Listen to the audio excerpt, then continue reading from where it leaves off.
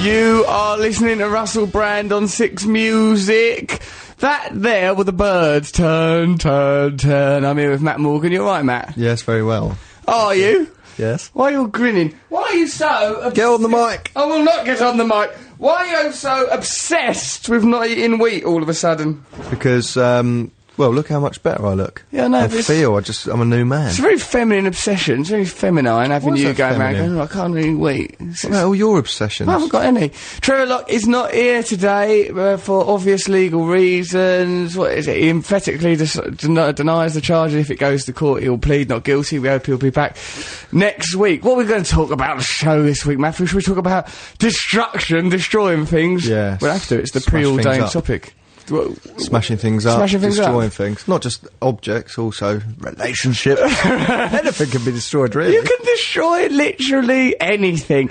Okay, yeah. Careers. Oh, Christ, we've had a good go at that, haven't we? Yeah. Over the years, we've tried to dismantle everything we've slaved for. We'll probably try and get Noel Gallagher on the phone later. Do you know what we should have? I had an idea. Why don't we try are you wearing a Tom Jones muscly weird vest that's open? How's this a Tom Jones? Sort of thing Tom Jones wore. I'm wearing what can only be described as a standard T-shirt that Matt, with his small town background, seems to the sort of thing that Mark Bolan would turn up in. It's a really ordinary garment. In 1977. Really? Yeah. I was on a bus and the thing came up and it said, on this day in 1977, Mark Bolan, aged 29, died. Perhaps we should do something to commemorate the death of Mark Bolan. Oh, I'm going to do this.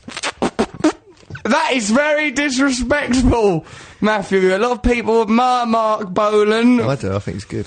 I admire him. What a great innovator, what a lovely way to dress. So, yeah, we'll talk about destruction and that. Let's have a look at... All I mean about the T-shirt is it's open down to the... Like, the V comes down to the nipple line. You've got a hairy chest and medallions hanging in the hair. It's Tom Jonesy. Shall I... All right, I'm not asking you to change it, I'm just making you aware of it. You're making me very self-conscious about... Conscience? Yeah. And why are you wearing leather gauntlets? What's happened to you? Always wear these leather gauntlets. Yeah. So, I've got a message here from Claire. When we were kids, we used to build dens a lot. Then we used to get matches and burn down a field nearby. Yep. Why? Did all that. Did you burn down things? Did you ever set fire to a hay bale? No, I used to set fire to the allotments down the end of our street, though. Well, that's only natural, isn't it? How can you set fire to an allotment? It's just a bit of grass. Then there's a bit there's all thickets and that. Oh, set fire to a scarecrow. Be lovely, wouldn't it? To watch it go. What if it hollowed out eyes, all aflame, all ablaze, all of a sudden? Yeah, it'd be a bloody awful spectacle. So yeah, if you want to text us about senseless, wanton destruction, you can do that on 64046, or you can email us at russell.6music@bbc.co.uk. I got some heartbreaking stories of destruction I have. Really? What, from your life, or from those bits of paper? From my own life. Like, I'm incapable of feeling empathy and compassion as a psychopath. Let's listen to Dirty Pretty Things, and then we'll get on and see if we can't solve this problem of destruction. I think we can. Of course we can. Here we go. Dirty Pretty Things, wondering you listen to Russell Brand on 6 Music.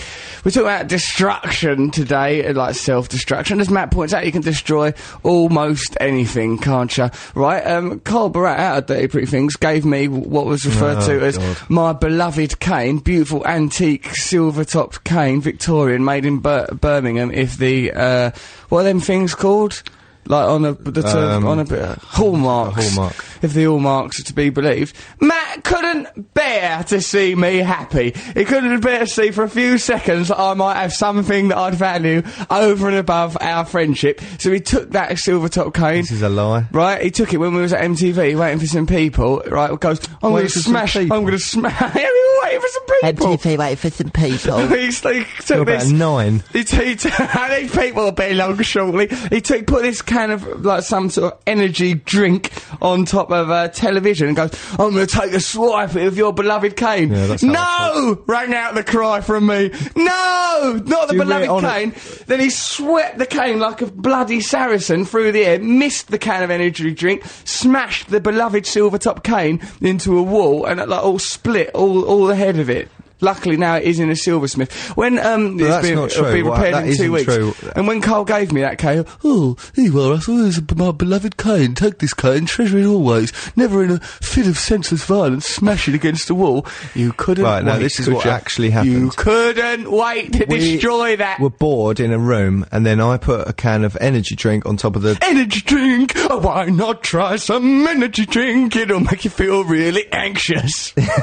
Put it on top of a television, and I said, right, and I was holding the cane. I said, do you reckon if I hit that really hard with this cane, it'll blow up? And Russell goes, yeah, go on, do it, yeah. And I said, do you want to do it? No, I'm too scared. I know, I'll just hide behind you. And so, like Jason Weathercoats. Weathercoats, Trevor Locke's assistant, when they go out chopping blue tits' heads off with a spade. Who could forget that? And so I don't know, what happened was, it was stupid. I swung it too hard. I closed my eyes because I prepared. Why did you close your eyes? But when I closed my eyes, my position shifted. Have you ever played golf or any sport with a baton? Have you ever played golf? No. I can't imagine that you could. I once had a golf club. I just used it to smash up a television set. It's good, actually. Yeah. It's better than the golf, which is time-consuming. Good. Yeah. Anyway, so I swung it, and I'd lost my positioning slightly, and I whacked the wall, and the silver ripped off the top of the cane. Sort of split down the middle. It's in a I will say, just in case Carl Bratt's listening, as if he'll be up at this hour of the day, he'll be draped somewhere stinking of booze and fags, when right? But, like, it is in a silversmith's now, that cane, and it's being repaired. I daren't even ask what it's costing, Matthew. Well, don't then. But I'll tell you what, when I get a bill from that silversmith, I'm going to send it to your grim little garret in Archway. Don't tell everyone we are. People are uninterested. But Russell, it was bizarre the way you were going, yeah, go on, yeah, brilliant, yeah, come on, do it. And you go, just do it. And then I swung and hit the wall and broke his cane. He went, oh dear. Oh, why would you do such a thing? The change was ridiculous. It wasn't a dramatic turnaround. It was. Was there? Then you go, I'm going to have a little moment with this. I'm very upset about it. I didn't say that. Goes, I'm sorry. We had to get a taxi together not long after that, didn't we? And you went, I don't think I can speak to you for a while. Upset. I was upset about it, but it's being completely repaired to its pristine original condition. It'll never be the same, will it? No, now it will always be a symbol of your jealousy and hate. I'm jealous of that. What on earth am I going to do with a silver-topped cane? We don't all dress up as Edward Scissorhands. You'd probably use it as some ghastly sex aid. Which reminds me, Matt's cultural review will be coming up later in the show. We'll be doing Trevor's Sonic Enigma. Of course, me and Matt will be doing it. We like to do it more freestyle, don't we? Don't really pre-record it. We just improv our way through it. I met Will Ferrell the other day and done a scene with him, didn't I, Matt? Yeah, it was very funny. Yeah, watch that on the MTV show, which will be on Monday, this coming Monday. He's nice, isn't he? Will Ferrell, really, really lovely, and we did an improvised scene together. It was proper funny. He was a really nice bloke. He's a laugh. Yeah, watch that, just because Matt mentioned improv. When I was a kid, says Keith, I had a guitar with pictures of the Beatles all over it. Anyway, for some reason, I decided to discover what it sounded like when I cut the strings off with scissors. I blame the drugs my parents were pumping into me at the time. It was probably a drug brella of Ribena. Other blackcurrant drinks are available. That person put that himself. Musical instrument destruction must run in the family, because I also remember my old man chopping up the piano for firewood. I used to think, where did this taking place? That's what happens in cartoons. Yes, these events are taking place in Odetta. I used to think that that was just because my dad was an idiot. Then I heard Bob Dylan and Martin Carthy did exactly the same thing around the same time, so perhaps it was all the fashion. I once, after seeing Elvis the movie starring Kurt Russell, smashed up a guitar against the wall. What, and whose guitar was it?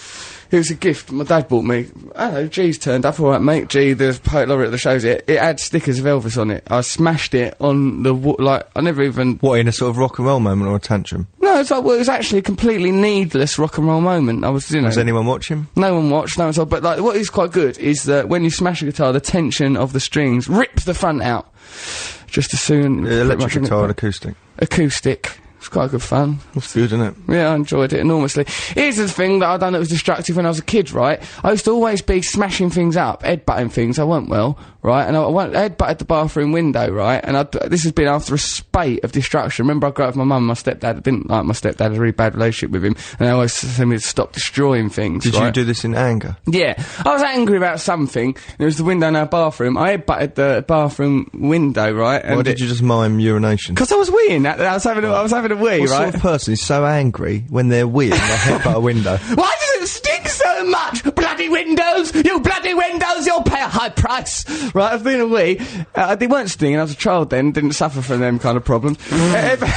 Headbutted the window. It doesn't sting now. I have lovely urethra action. Sting or stink? Sting or stink? Nothing. Got really healthy wee. Right, headbutted the window. It cracked. Right, I thought, oh no. That moment was good. Yeah, terrible moment, 'cause they were out. You realise your power. But I realised the force I had, and I had a bit of headache as well now. And I'd been on the back of a spate of senseless in-house domestic destruction. I thought this will be the straw that breaks camel's back, right? I had to do that. I'd been smashing up a lot of stuff. So I thought I need to construct a watertight excuse for this. So what I'd done, right, we had a cat at the time, is I went into the garden, right, I got little bits of earth and I got yoghurt and made up this mix of like bird poo by flicking yoghurt around the walls of the house and putting all bits of earth in the middle of it. So it all looked like bird poo, right? My God. And then like claimed that our cat, and then got loads of feathers from the garden, put feathers all around the bathroom. The cat had put a bird in, and the bird had the force to fly to a window and crack it. Yeah, that was my story. Did you get away with that? There was always, as often happens in these cases, people know that it's a lie, but you know, it's a watertight lie. Because they're thinking, Not right, really. hold on, they're thinking either the cat's chased the bird round and, like, you know, the bird's flown into the window or whatever, or Russell has broken that window by headbutting it and then gone and got, like, made up some bird poo solution and put feathers around. That's too weird. Surely that's not what's happened. There's so many other lies. You could have just said, I tripped on that and walked into that, and you could have got sympathy. You could have said, I've hurt my head. I don't like the sound of that lie, mate. It's that you need evidence. And if there was no one in the house, was there people in the house when you headbutted the window? No, they're out. So that you'd had a row, they'd left. No, I can't remember what I was so worked up about. I don't think I'd even had a row. I think it was just the anger of the voices in my head. You've been watching Count Duckula. It hadn't worked out the way you wanted. Ducky Poos! Hold on a minute, Nanny, you're not treating Duckula with any respect. He is, after all, a count. Right, just do a wee, and then I'm going to headbutt her. No, I'll do it together. I'll just force out this urine, dirty, mucky stuff living in my bladder. Get out of me! Oosh! What sort of man would do that? Well, I did things like that, though. I punched walls and kicked walls and, yeah. It's always in an argument. It wasn't like I waited till everyone had gone, then work myself up. I'm the bloody king of this house. Walk around. I'm the king of the bloody castle. There's no one can stop me. I'll headbutt anything I like. Oh no, I've headbutted it. To the garden. Get me some yoghurt. Get me some feathers, which will claim a starling is behind this. Right, so later in the show we'll talk to Noel Gallagher. Send us your tales of senseless self-destruction or destruction of other things. You can text us on 64046, or you can email russell.6music@bbc.co.uk. What in God's name? Oh, we're going to listen to Iggy Pops. Oh, let's listen to some Iggy Pops. Right, you're listening Search and destroy. Destroy, destruction. This is the theme of this show. It's beautiful, isn't it? It's beautifully crafted. Wonderful. Right, okay, well, we'll talk to you in a bit. We'll listen to Iggy Pop first, though. Search and destroy Iggy Pop. Listen to Russell Brand on 6 Music. I'm here with Matt Morgan. He's in charge of those buttons, but he can't even manage some headphones on his head. You've backcombed inadvertently all your hair forward, right? What's now happened? I can see what you'd look like if you were bald, because the hair on the side of your head's come out really big, and like the top of your head hair is masked by the band of the headphones. I can now imagine you as You're a very interesting man, aren't you, Russell? I can imagine you as a 6-year-old man drenched in your own urine, all bitter and confused about what went wrong. 6-year-old man? 60! All right. What's wrong with you? Russell, when I was a kid, in a fit of destructive anger, says Ian Crockford, aimed at the world, I destroyed my entire record collection. Amongst the records were 2 of my favourite albums at the time, Still Town by Big Country and Hatful of Hollow. I destroyed them both. That's madness. To destroy... Have you ever done that? I remember my friend Sam had a Dr. Bernardo's collection box that he kept in his room for Dr. Bernardo's. Are you joking? What, he stole it? No, I think he was like... You know, I think Dr. Bernardo give them out, so you put your change in them. Well, that's not a very good placement of a collection box, a child's bedroom, is it? We'll be quids in. Our target audience is that child whose room we're in. But apparently, I mean, just legend has it that he got enraged once and stuffed all. He told me, he goes, he told me all red faced. He goes, I got dead angry and I stuffed all my money in that Dr. Bernardo's collection box, and he'd sit looking at it, regretting that he'd put all this money into a fund That's for hard. orphans. That's a destruction, isn't it? No, but I'm not saying that it's destructive, Matt. I'm just saying it happened. Was this at a little focus group for children in your village? You went round in this, I headbutted a window. Yes. It was madness. It was the child version of Narcotic Anonymous. There's a lot of destructive acts. I used to play with fire a lot. Yeah, did you? You still That's are. not a metaphor. Metaphorically. Yeah, you're gonna get burned, son. What do you mean? What did you burn? I used to get little toy cars. Yeah. This is when I was really young. Yeah. Go down and get them. Do you remember the feeling of holding a matchbox? It was exciting. Get upstairs. Genies, dragons with a can of deodorant. Yeah. Do you remember that? Oh, lovely days. glorious to burn. I used to pack a car with tissue and pour surgical spirit on it from the bathroom cabinet and then light it and watch it burn and just imagine it was a little car on fire. Imagine there was a little family in there, did you? No. Yes, you did. It's bloody obvious from looking at you. Maybe a showgirl in the boot. a trussed up showgirl from Vegas, all trussed up in a boot. That's you what I like. horrible little man. What has she ever done? That poor woman, she's fallen into the sex industry inadvertently. Suddenly she's been burned in the back of a Hot Wheels. Simo in Stockton-on-Tees informs me that he once deposited a tray of curry and chips in a post box and felt bad about it the next day. I've done that. Put things matches in a post box. Why do it? Naughty children. Why do these things? Why are you so angry with society? What's Who, society me? ever done to you? You and Simo both. Yeah. You and Simo both, Matt. That's the way I see it. You're under a general banner heading marked Yahoos. My dog once destroyed our table by chewing the leg off it. Loving the show, says Katie. Right, our dog, Topsy the dog, used to eat money. Used to like, if you left money lying about, he'd eat it. Horrible little thing, and that was lovely. I loved that dog. I think your parents went, that dog eats money, meaning... No, I tore up money. And you, as a young fool, misinterpreted it and thought it was like a literal Topsy, thing. do you eat money? Do you really? Would you like 50 pence? Would you like a silvery shilling? No, it literally did it, and it tore things up. It was that dog weren't very happy about something. Perhaps that was because in the early years of its life, I'd experimented with it. I didn't experiment with it in a sex way. I just once or twice, as I did. You changed the rules. Well, yeah, it weren't allowed upstairs. I would entice it up the stairs, then throw it down the stairs. After having me being the person that had enticed it up. Come on, come upstairs, throw it down the stairs, then at the bottom go, oh, what happened, darling? Did someone throw you down the stairs? I weren't well. I wasn't an happy child. That's the noise of a dog in considerable distress that's just been cuddled a bit too hard. Love should never hurt that much.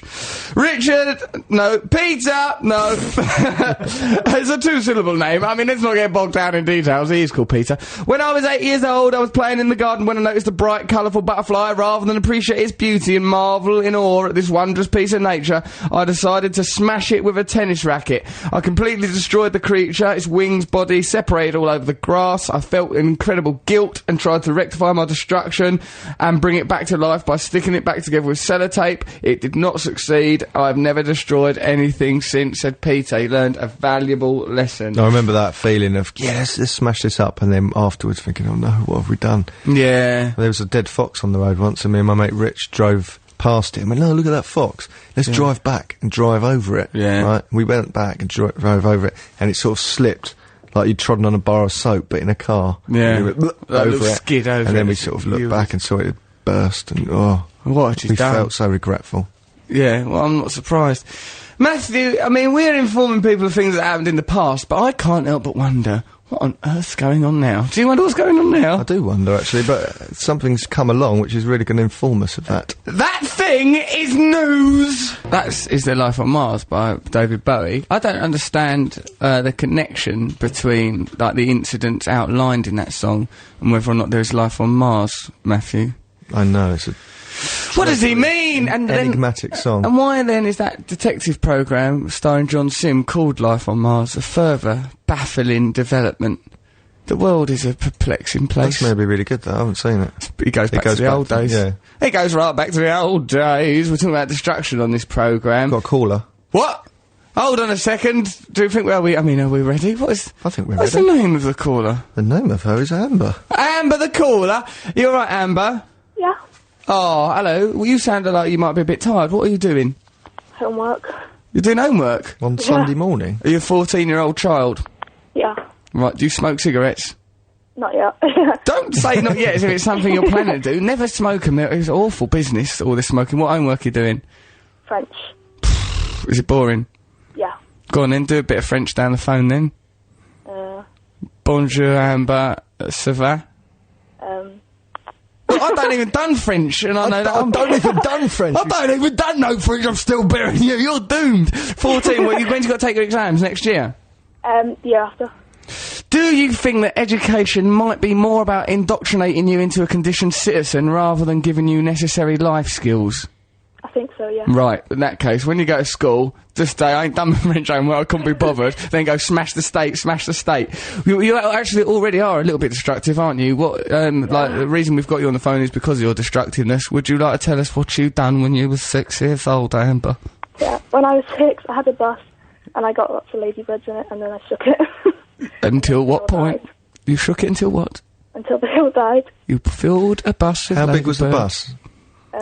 It was like a bus that you sit on, and then drive it. There's loads of A lot of ladybirds, it's a ladybirds. massacre! You are the ladybird Pol Pot. You have probably gone down in the mythology of ladybirds as the bus lady. Beware the bus lady! She is a bringer of destruction. Fly away home. Your children are gone. How many ladybirds, Amber? I don't know. I think, Matthew, if you think it's it's a bus that's a size for a 6-year-old to sit on, I'm saying that the bus is probably Well, 2 with a foot little by lift-up 1 lid foot. that you- It's got a lift-up lid. It's probably the seat lifted up, did it, Amber? Is that what it was? Yeah. I think there could be possibly 1,000. We could be talking about 1,000 little Reduced to a ladybirds. dotty black jam. Just a dotty black jam Black of and red. death. Oh. Oh, Amber. Would you do a similar thing now that you're 14? If I was spurred on. If you were spurred on? Get in that garden, Amber. Get on, ride that magic bus to ladybird destruction. Now, don't do that no more. Do your French homework if you want, but do remember, yeah, as we say, education's essentially indoctrination, ain't it? I mean, perhaps I'm saying Well, that because I did learn some interesting What? stuff at school. What? Say one interesting thing you learned at school. How digestion works. How does it work? Just acid in your stomach breaks down your food. I bet you don't know anything about it, do you? Acid in your stomach breaks down your food. Not just that. Then enzymes go around your blood or something. I don't know. Right, what's peristalsis? Peristalsis. He's a tennis player in the old days. He was ever so good at it. He had a wooden racket. He played against Rod Laver, and he won the cup for bloody old England. Go on, son. They used to say. Honestly, yeah. Who needs education? Who needs it? Because look, you know, we've got our own digital radio show, and I've just ain't got no GCSEs nor nothing. It ain't never affected my grammar or the way I talk nor nothing, don't suppose. So, alright then, Amber, go and finish your French homework, but I suggest that you complete it in the blood of stag beetles. Thanks for coming on, Amber.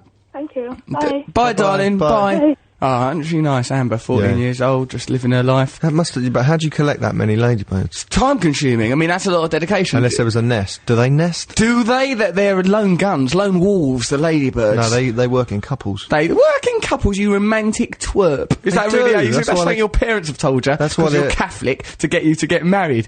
Information that clearly ain't working because you plunder your way around London like Ted Bundy, Who's nervous to talking? take the final step of actually doing the murder. That's the way you live your He's life. talking, plundering his way around London. Marauding is what He's you do. willy like a heron's beak.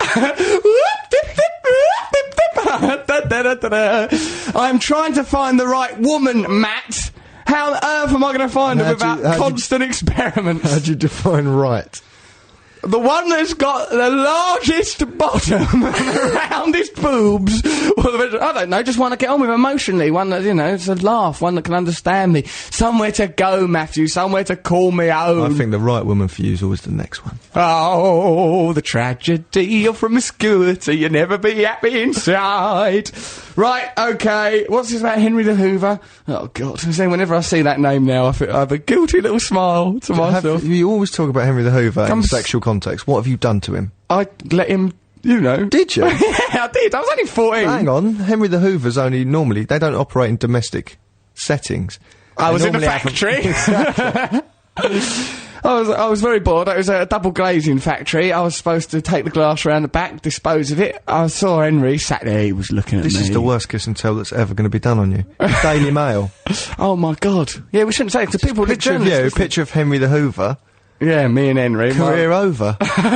Listen, Henry and I went out of each other for several months after. He was a very sensitive young Hoover. How did you react when you saw another Henry? Henry, it's me, Russell. Henry, Henry! Oh, that's right, Henry! Walk away! Walk away! You're just like your bloody father! Go on, get away from me! Did you realise that they were multiple? They're legion. They are legion! There's blue ones. I saw a blue one. I saw one with eyelashes the other day. I thought, if I get my hands on you, you saucy little man! Why didn't they put faces on other things? What, like it was a Keith washing the machine? toaster, you know, Mike the washing machine. There should be, shouldn't they? And then everything would just be like your friends. You'd never be alone again. And that's quite mad that in a board meeting with a load of stiffs who'd make Hoovers, they went, let's put a face on it and call it Henry. And this will be good for the adolescent boy market as well. No more shame for using that Hoover as a love aid. Can I do the hoovering? Oh God, not again. The house is spotless and that Hoover stinks. Whenever you turn that thing on, it's just kicking out the back of it. It's this pebble dashing the patio doors. Oh Christ.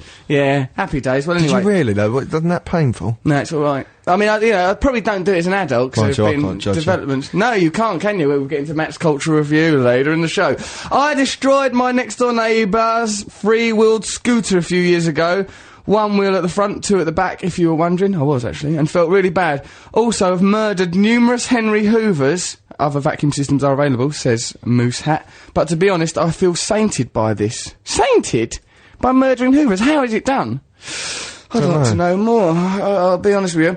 Listen, this person, I once destroyed a beehive with a stick when I was a little boy rebel, says Coxie Somerville. And he goes, it seemed like a good idea till those little yellow and black buggers pursued me all the way to the house. I only got stung once on my elbow, which was a fair punishment, and I now am considering committing a similar crime, doing it again. Once, when I went on this thing called the Out of Town Centre with my sister, which was like a farm holiday for kids, right? Yeah. The farmer, we were walking through the New Forest, and there's a big termite mound thing. Yeah. And he goes, look at that, that's amazing, isn't it? We're all standing But nature can and then do that. he booted it, kicked it all down, and goes, they'll have rebuilt that by tomorrow. Putting the termites under pressure like that, who needs that? No. They'll do that again. This one will have a drive-through larvae. It's ridiculous to put the termites under that sort of strain. It's quite upsetting. It's really upsetting. Shall we listen to the vitamins, Matt? Yes, please. Oh, what about that? Let's take the mickey out of the Queens of Noise's advert for a bit. The Queens of Noise are on 6 Music now. I think they're on at midnight on Friday or Saturday night, aren't they? Friday night. Friday night, midnight. They're Saturday night, midnight, Saturday night. Well, they're friends of ours, Mairead and Tabitha. Now then, what about that trailer? Did you hear that trailer? Hey, it's competition time. It's a Sonic Safari. Oh, I don't know, them girls. I think they've been ironic slightly. Do you? Yeah. Well, we ring them up and They're ask very them. clever girls. They're bright as buttons, a pair of them. But what's that bit? It goes, it's mayhem! Yeah, it's mayhem. But it sounded like a very well-crafted trailer for a radio programme, is what it sounded like. It's mayhem! Ah, they're lovely, them girls. Right, so, what we're going to do, listen to vitamins. Yeah. So listen to them then. That was the vitamins you got me singing. Now then, hold on a second, I've got some things here that are going to blow your bloody socks off, Matt. They're emails from people who listen to Russell Brand on 6 Music. Aaron goes, when I were trick-and-treating when I were younger, dressed as Dracula, I went to knock on an elderly... Turn your phone off, Trev! Andy Milligan was our friend, ring us up. On the radio, you goon. I went to knock... turn your phone off. What? Mine's on silent. You've turned it on silent, yeah, but how then if someone rings you, you won't know. And we could get a possible phone call from a potential contributor. Remember, that's how Matt Lucas came to be on the show last week. He rang up, we picked up the phone, Matt Lucas on the show. It's good, actually. It's good, you never know who it might be next. Alright, in this case, it was our mate Andy Milligan, who, as a person who is not in the public eye, would be senseless on the radio. Well, but he does write for Ant and Dec. You know, people could talk about Saturday Night Takeaway. It's popular. Or that other one where they're in the jungle. People like it, you see. I'm a celebrity, get me out of here. Get me out of here. What year do you reckon you'll end up doing that? I reckon probably next year. I'm booking my little plane ticket now. I'm going to go on that Love Island, then I'll be in the jungle. Yeah, right. I'll just be doing a little celebrity tour, and then it'll all end up back in the Big Brother house, by which time I'll weigh about 18 stone, be back on drugs, a big bloated, What if you were all bearded fat sack and of old bald, you'd flesh. had really bad plastic surgery done, and you were on all them programmes? Just kill myself with drugs. Why? It's an easy way. What's the point? Don't say Life ain't that that on the good radio. anyway. Just, you know, what's the point? I don't enjoyed quite it that good. much, and I'm relatively thin and I've got nice hair. You know, what's the point? You do enjoy it. I don't, Matthew. I find it very difficult. When I was younger, I was dressed as Dracula. I went to knock on an elder lady's door because I was trick-and-treating. My cape got caught on a statue of a lion, which was beside her door. I tried to release myself. When it collapsed and toppled down the driveway, I decided to run off, leaving the remains smashed in pieces across her garden. Every time I walk past her house after school, I look at the empty space where the lion once sat. Aaron. Terrible, that. Just looking at that empty plinth. His cape caught the lion. His cape got caught on the lion. He ran off. It's an accident. He shouldn't have been in the garden, should he? Really? What's this? There's a lovely thing here. Hi, Russ. I one time destroyed the treehouse of some little kids I didn't like. I then helped them build a new one and tore that to pieces after they left. John. Well, it sounds like that because it sounds like John done that in his 30s. Yeah. Right, all these bloody kids. Okay, some wood, yeah, don't worry. And smashed it together. Do you remember when we threw that monitor out of a window for a sketch? Yeah, that's brilliant fun. Good, wasn't it? A huge bang it made. We've done a sketch on MTV. We've dressed up as these characters, and then we threw this monitor out of a second-story window. Fourth story. And it made a really lovely noise when the computer monitor hit the ground. There's a vacuum, I think, in the glass bit. Yeah. Really satisfying. It didn't go like that. What we did? No, that didn't. It didn't go. What do you think? You've done that sound effect. Your sound effects are awful. I think yours are misrepresentative. I think they're really good sound effects. Right, what about though when I was when I went to drama school, and it was like really upbeat, fun evening to welcome the first year students. What happens in the morning at drama school? What happens in the morning? Yeah, what's it like going to ballet? Go there, it's alright, it's good, I was drunk. You go in there, you have to go in, you have to do a bit of ballet or like voice things, me, everyone an unbearable little show-off? Most people are unbearable little show-offs, from different, up and down the class ladder, but show-offs from all over the insecure country. People? Mostly insecure little show-offs. Yeah. God, that sounds like a nightmare. It's alright, some of the actresses are attractive, very mad, but the benefit will be sexually adventurous.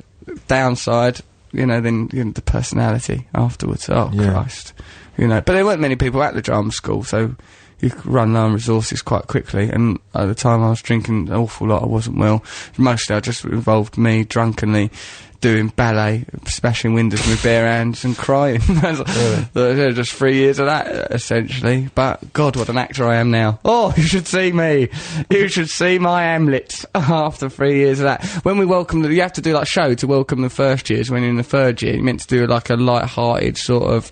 Review, exactly, with skits in it, where you all sort of do imitations of all the teachers. And I was meant to be a woman teacher, put my hair in bunches, wore a skirt, right, and, like, we did it up above a pub in North London, Chalk Farm, the Enterprise, in fact, was the pub it was. They kept bottles of vodka out the back in boxes. I put one in my bag, drank another one, and, like, if you drink high density alcohol quickly, you get, like, sort of a 10-minute grace period. You think, I'm alright, this ain't had any effect on me. Then it kicked in after about 10 minutes. By that time, I was on the stage doing this thing, going, I'm meant to be all light-hearted, just in a room above a pub. Hey, welcome. Oh, this teacher's a bit like that. Oh, hello, doing impressions of the teachers. Naturally, people were talking and not paying that much attention. I thought I was doing a piece of significant work. Oh, look, please, God, why aren't you listening? Oh, and then I turned into that stupid voice I do when I'm, like, under duress. Oh, not entertaining enough for you? Yeah, not entertaining. What's some entertainment to you, darling? Yeah? Smashed the glass and started stabbing myself with the glass. God. Oh, no, it's ridiculous. But I was really drunk, and someone goes, Russell, what are you doing? This is just meant to be a bit of fun. Right, and welcoming first-year students. So welcome them to the school. Welcome to the show. Opening your veins. We'll have a gay old time. And then he slashed himself. And then I was going in and out of consciousness outside the pub on the floor. This mate of mine took me back to the pub. From blood or alcohol? Alcohol. Blood loss. No, hardly any blood loss. I'm sat sort of slumped outside there, and he took me back to his house, this mate, young John Terrence, the actor. Alright, he took me back to his house. I'm still wearing a skirt and have my hair in ponytails. I'm all drunk and ridiculous. Let me go to sleep on his settee. I woke up morning, I'd weed all over his settee, right, and I'd lost the dress now, I still have my hair, I was just in my pants, right, bit of makeup, hair in bunches, covered in my own wee all over his settee, and I've been bothering his flatmate all night, the young lady, I think she was called Octavia or Olivia or something like that. You probably didn't look your best, really. Not really, drenched in urine. Drag. Hello, let me in, give us a cuddle. I'm a man. I want you, I got urges. Octavia, open up, let me in. Right, and then I had to go home next day. I had to walk, he'd give me a pair of his jeans, but I didn't have no shoes. Walked through Ridley Street Market in Dalston, trying to buy heroin, a terrible business.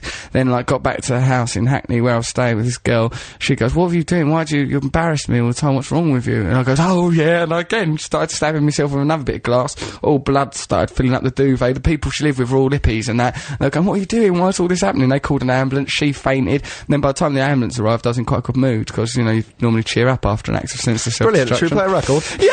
Why don't we listen to the hippie shakes?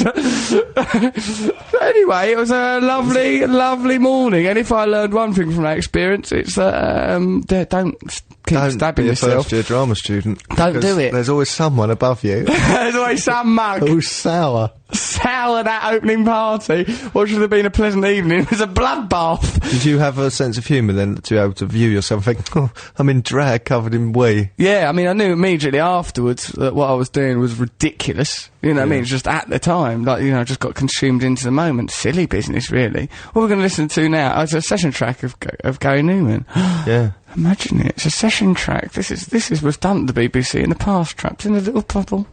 Here in my car. Do you like doing things like that, Matt Morgan? What do I like? What? Going like that. Do you enjoy it? No, not really. It's just part of my life. Just part of who you are. So yeah, that was a session track. It was good, wasn't it? What do you mean? What are you sounded exactly like the normal. Didn't person. it? Didn't sound like live. He didn't like do a bit different. I don't like it if they do a bit different though. Here in my car. Yep, I'm in my car. So if he did like to change it, it had to make me anxious. When do you reckon that came to him, that song? Yeah, I reckon he was just one day he was walking along on his roller skate and he thought, look at those people in their cars. Or, if I was in the first person, my car, singular. I imagine something like that. So, listen to this person. It's down in Hornchurch. When I was a kid, me and my mate Rob built a hotel out of large matchboxes and then got loads of ants to stay. The ants seemed to be having a great time till we burnt it down. Unbelievable. I never intentionally killed anything since that fateful day. The inferno still haunts me now. Built an ant hotel. I like the way they got ants to stay. To stay. What welcome, ants. Welcome to your new residence. Special offers, free breakfast. Free ant breakfast, yeah. The Hotel of Death welcomes you. Free breakfast. I once set my best friend on fire in a science lesson. He was in hospital for 3 days! Exclamation mark. That's really serious. Exclaims Johnny. My house has been invaded by thousands of daddy longlegs. It's so distressing. I'm exterminating them one by one in wicked and cruel ways, says Lucas. They're the most rubbish animal, aren't they? Why? Because they fall apart if you tap them. Ill-equipped things, yeah, they're helpless. Morning, Brand. When I was 12, some kids built their bonfire where we used to have ours, so we set fire to it on the 3rd of November. That'll learn them, says Austin. Nice one, Austin. You can fight fire with fire. What about that then, eh? Go on, get it up, yeah. Right, we've got to do a Sonic Enigma around now. It's 11 o'clock. Are you sure? Well, I don't know. Should we do it? I mean, it's a bit early. Normally we do about 20 past, I suppose. All right. Do we? Is there a set time?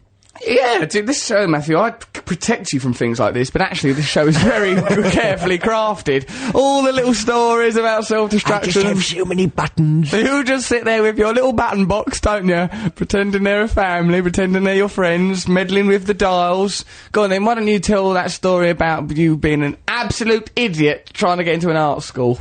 Well, you told me I've said this before. Not that one, no, the other one. Well, it's nothing to do with destruction, but I suppose...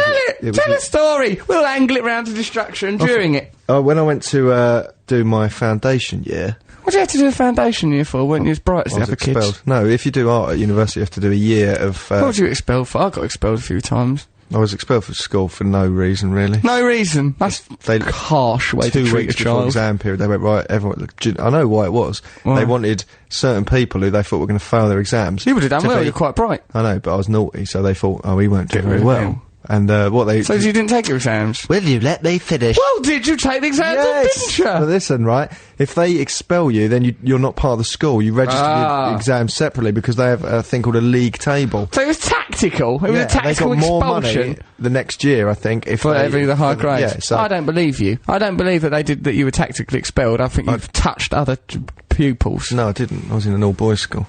Exactly, Matthew. I've told you this before. Exactly. I drew a willy on the front cover of, this is ridiculous, on the front cover of Return of the Native by Thomas Hardy. Right? There was a native with a loincloth and you do a willy on him? No, it wasn't a native. You obviously never read it. I haven't have time! I'm too busy cutting myself up and singing songs from the film Annie. Yeah, anyway, so I drew it on the 2 years before, and then some idiot laughed at it.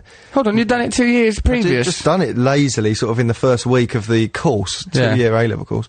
And then at the end, this bloke David Evans, just looked at it and laughed and couldn't stop laughing, and I got thrown out of the lesson. Then it was like, you know, it escalated. The straw that broke the camel's back. The straw. And they sent me home, and then because I was at home, I did nothing but revise. I thought, I'll get those guys. And both being good at exams. Yeah, and I did well, and then they couldn't include me in their league tables, so... Well, there you go. Who's punishing who? But anyway, the hunter became the hunted. Then I went to art college and was expelled from there for never turning up. Right, so go on, but what did you say in your audition, or whatever it's called when it's not an acting? audition, actually.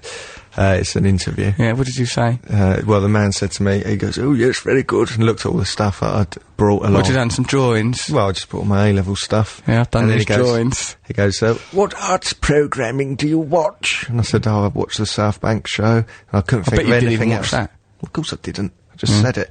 And then I said, "Art Attack." Like that, and you he goes, claimed to watch Art Attack with Neil Buchanan. I know, and I really got off. Oh no, I've said that. And he went, "Oh, I've never seen that. Who's that with?" And I said, "Neil Buchanan." And he went, "Oh, I'll have to watch out for that. When's it on?" I went, "In the afternoons." And then I lived in fear for that year course that he'd one day come up to me in the corridor, grab hold of me, and go, "I've seen Art Attack."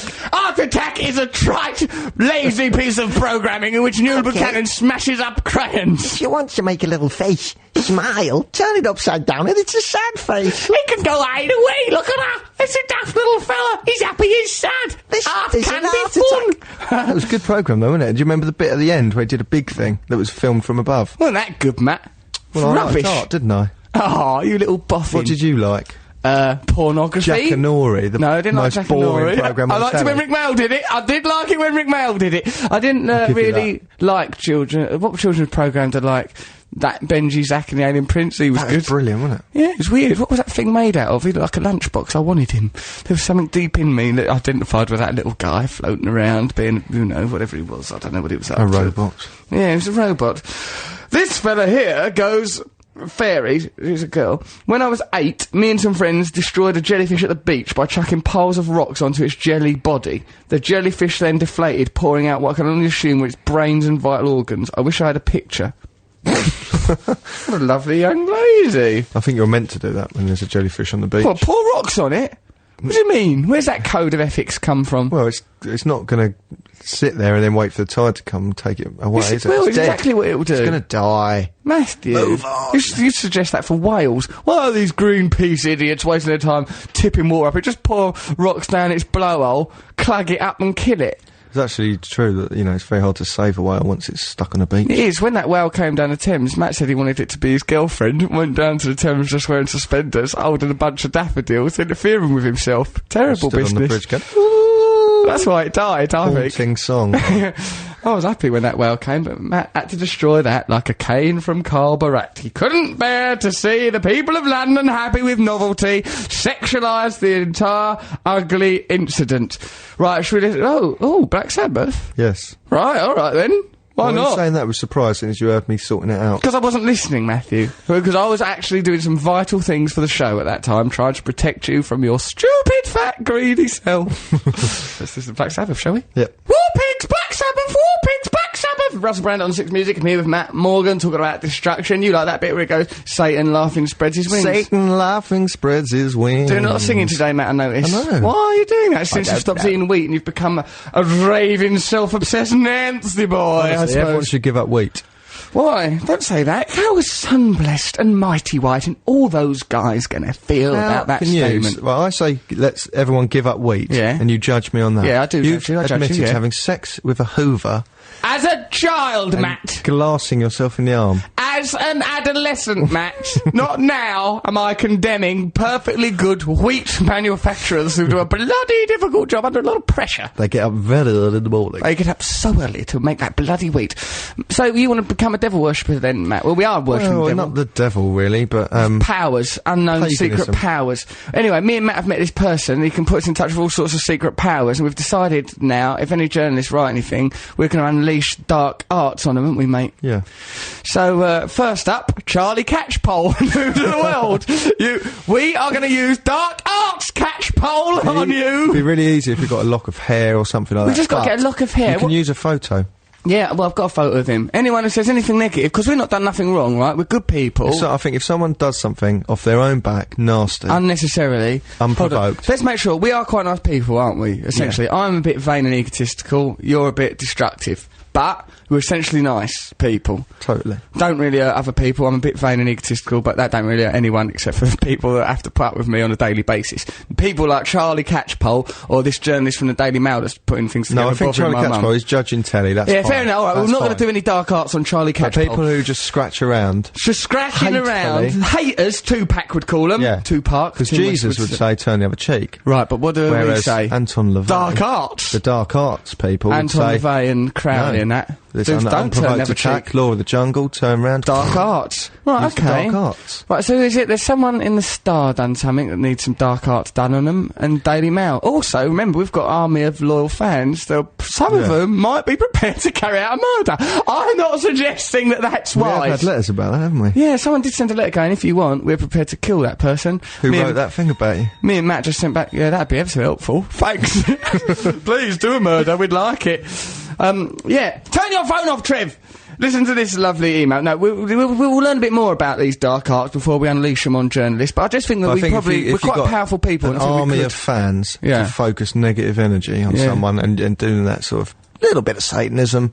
We took maybe their hair will fall out. Maybe they will. Like, remember the other day we was at a gig with Carl Bratt and Dirty Pretty Things and that. And his girlfriend was cutting his hair before it, and I was going, I'll give these locks of hair out to people in the audience when I introduce you, right? And he's going, oh no, people will do voodoo on me. He was genuinely worried that people would do voodoo on him. So what I've done is I've kept some of his hair. And if I get any bother from them lads, we'll just bring them down. We could maybe develop our dark arts on Carl. Let's practice them on Carl Bratt. Keep watching the career of Dirty Pretty Things over the coming weeks. See if you notice anything unusual happening. Carl Bratt's leg falling off or something like that. It'll be interesting. We'll practice a note. Well, let's just see. Let's just see if you know. He'd give me that nice silver top cane. He's generally quite nice, but... No, we'll leave Carl alone. But Dids... like Carl Elaine.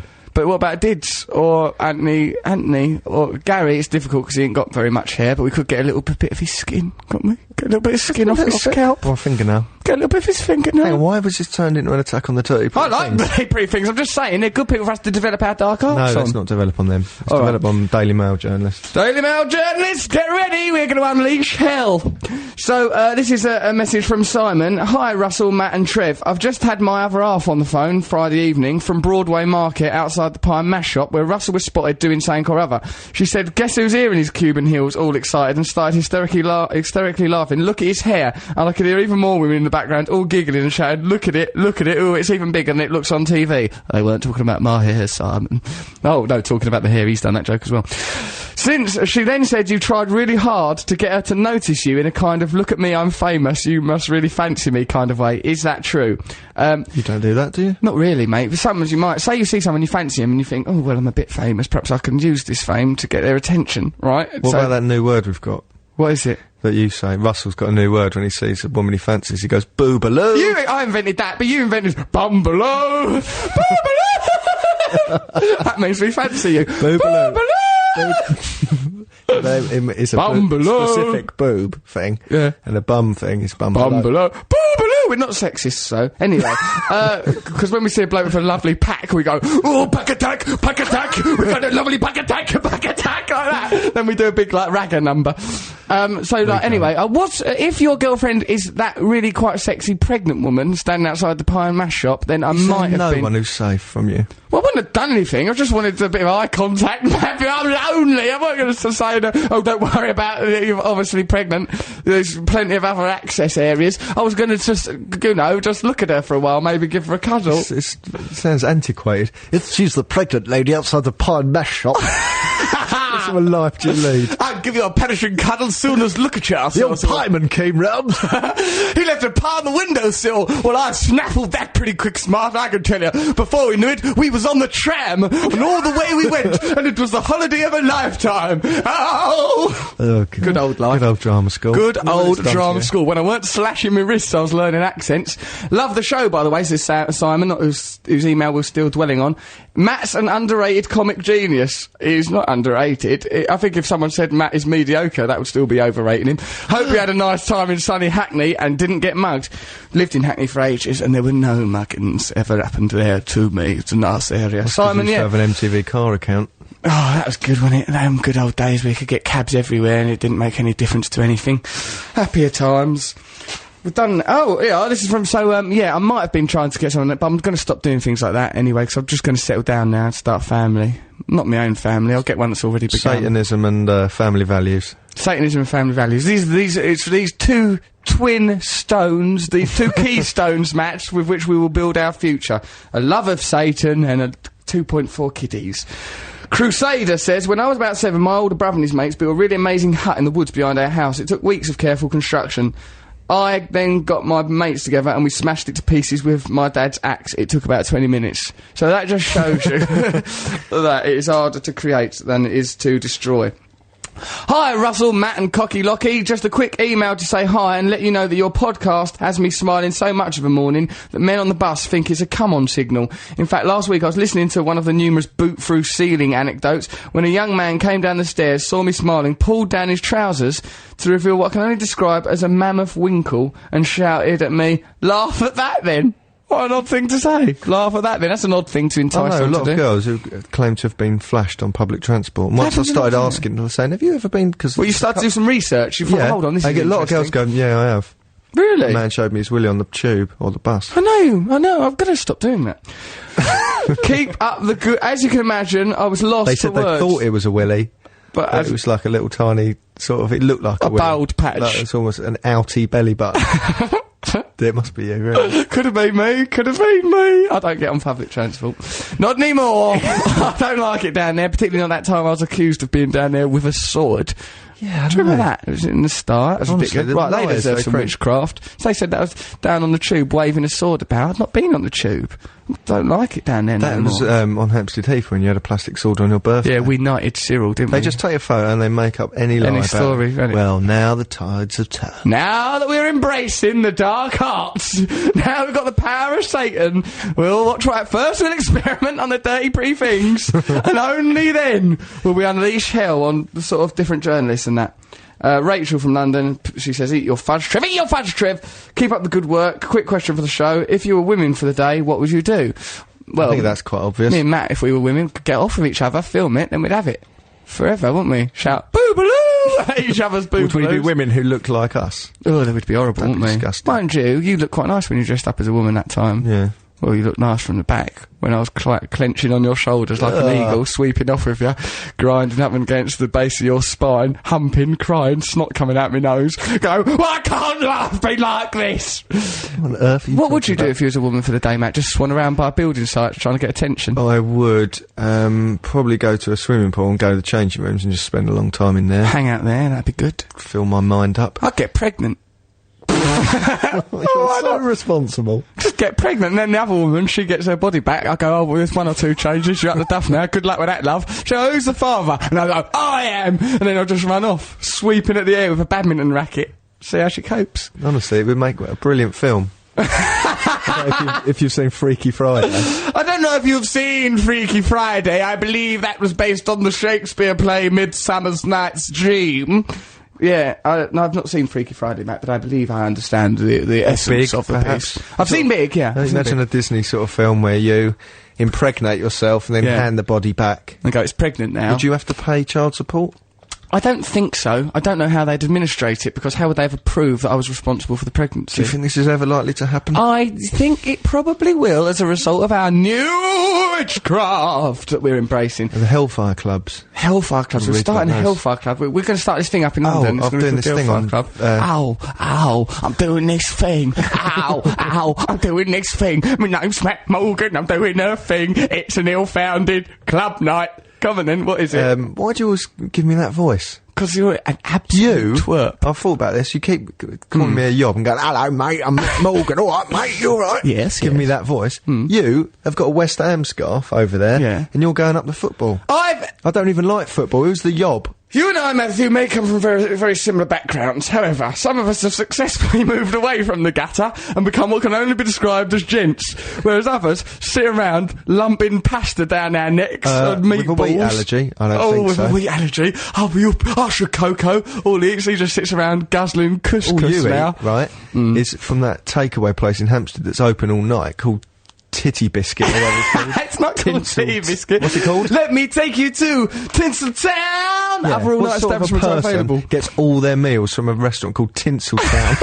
A twit. Apparently Craig David is the only other person who does that. Really? Craig David likes it there. They tell me when I go there, oh, you'll come, oh, Craig David, he comes and too. you over-order, and you order such a mix of stuff, it's ridiculous. You get free lollipops. And I like they're trying to call all the food is named after a film. It's ridiculous. It's a right stretch. It really is a stretch. It's like the Goodfella milkshake, and it's like got nothing to do with anything. And if you phone them up and ask for it, go, can I have a Goodfella milkshake? They go, oh, what do you mean? I go, banana.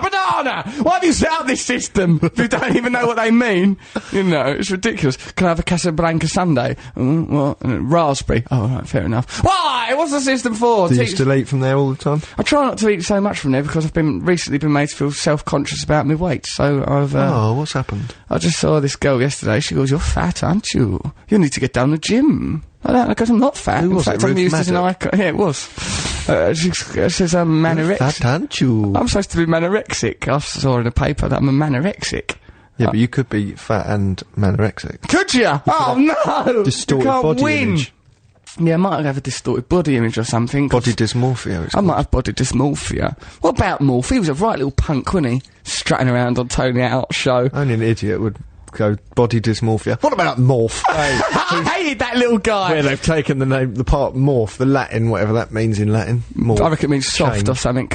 Soft, yeah. Soft or change. Anyway, right, listen, Morph, and what about his little mate? Chaz. Who was more white? Chaz, he was even worse. But how Tony Hart put up with them is a mystery to me. I don't. He must have the patience of a saint, but also the dress sense of a sea captain.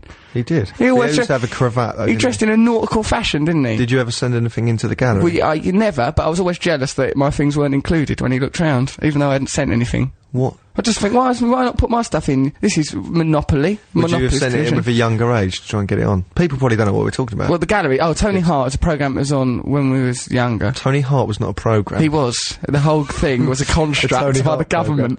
You don't think he was real, do you? For God's sake, you naive I think fool. it was created in Area 51. I think he was put together. I think after Roswell, they just got alien scraps, stuck it together, called it Tony Hart, just unleashed him on the world. Constantly, had no sphincter muscles, so he was just constantly breathing in one end, breathing out the other. I think he did. Well, I have sphincter I muscles. believe the stories. Oh, Tony Hart's a nice fella. He's still alive. Good. I mean, can you call it life, though? Just sat around looking at Morph and Chaz getting off of each other aggressively. Here's a message. I liked him. Here's a message from Robert McGarvey. Robert McCabe. Well, I'll tell you what, I'll be damned if I'm reading this out after the way you've behaved, sir. There's absolutely no excuse. Those henchmen of yours treated people bloody awful. Robert McGarvey. I used to have Robert McCabe, no relation to Robert McGarvey. I mean, maybe he is, but he'll be Robert McGarvey's got the most interesting moustache. Has he? You know that groove there? I know the groove, baby. What's I'm that feeling called? the groove. There's a name for that. Teardrop dip. Yeah. He just grows hair in that little valley. He just grows it down in there. Just I can't a tiny even grow little hair in strip there. of it. What a weirdo. That's if there's nothing else wrong with him but that teardrop groove being stuffed up with bunts and hair, he should be brought before some sort of commission, shouldn't Should he? be an investigation. Someone should look into it. This person here, Robert McCabe, goes, I used to travel in my mum's car from Rainham in Essex up the A13 to my nan's when I was little. I too used to get the sensation of a bell tingling when going over what you'd once described as a winky bridge. I used to call it the winky flop flyover. It's nice assonance. Do you think it could have been the same bridge? Did the architects of this structure not only deal with civil engineering but fantastic, deliberate sexual erotic feats? Why don't bridges now have the same effect? I'm curious about this. Bring back winky flop flyovers or winky bridges. We need answers, says Robert McCabe. Matt, did you have something that eroticised your childhood journeys? It was an uncle, wasn't it? What on earth are you talking about?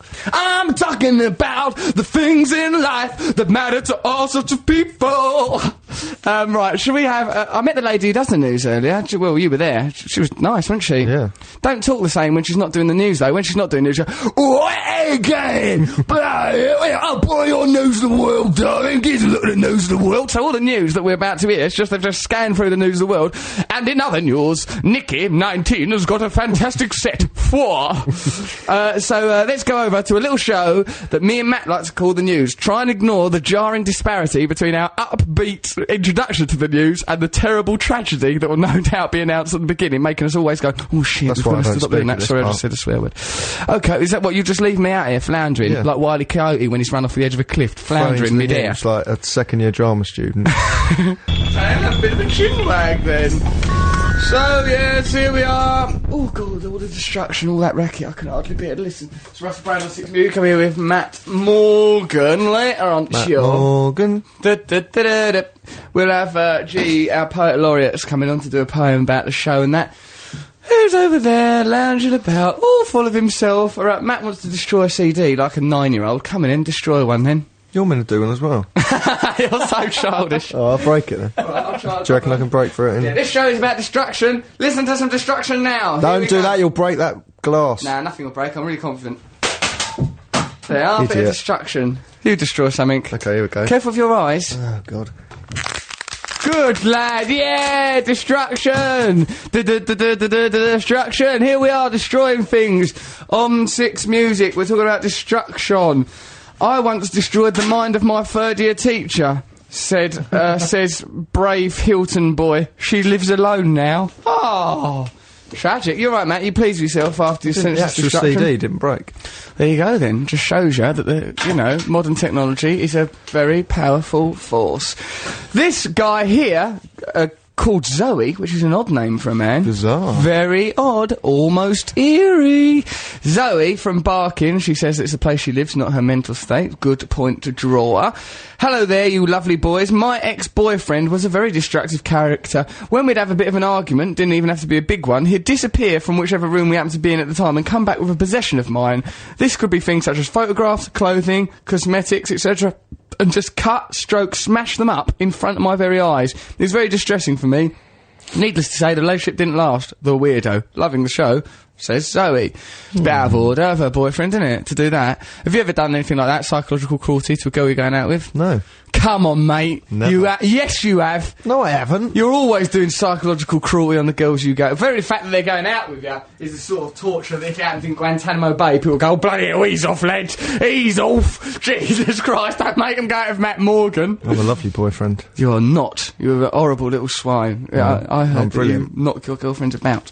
Don't say that, you idiot. I've never hit a woman in my life. I've never hit a woman in my life. Never hit a woman in my life. Never hit a woman in my life. You? Only in self-defence. Of course not. No, I don't really hit probably anyone. do you in, wouldn't they? Yeah, I've got very duff you brittle up. bones, so my chalky little fist will just become a powder. It'll just be throwing like throwing a flower bomb at someone's cheek. Get on with it. Loving the show, you make me laugh out loud, says Shell, which can be embarrassing when I've got my headphones on.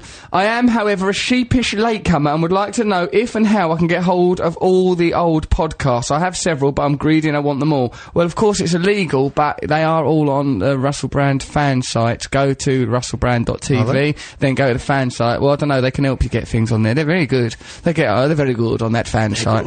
Very good bunch, those people. Any article happens, Like, then they'll get that and they'll put it on the website and they'll go, oh, that's nice. That person there is just auditioning for the role of someone who has witchcraft done on their lives. Nice to let us know. Thanks for auditioning for the life of witchcraft.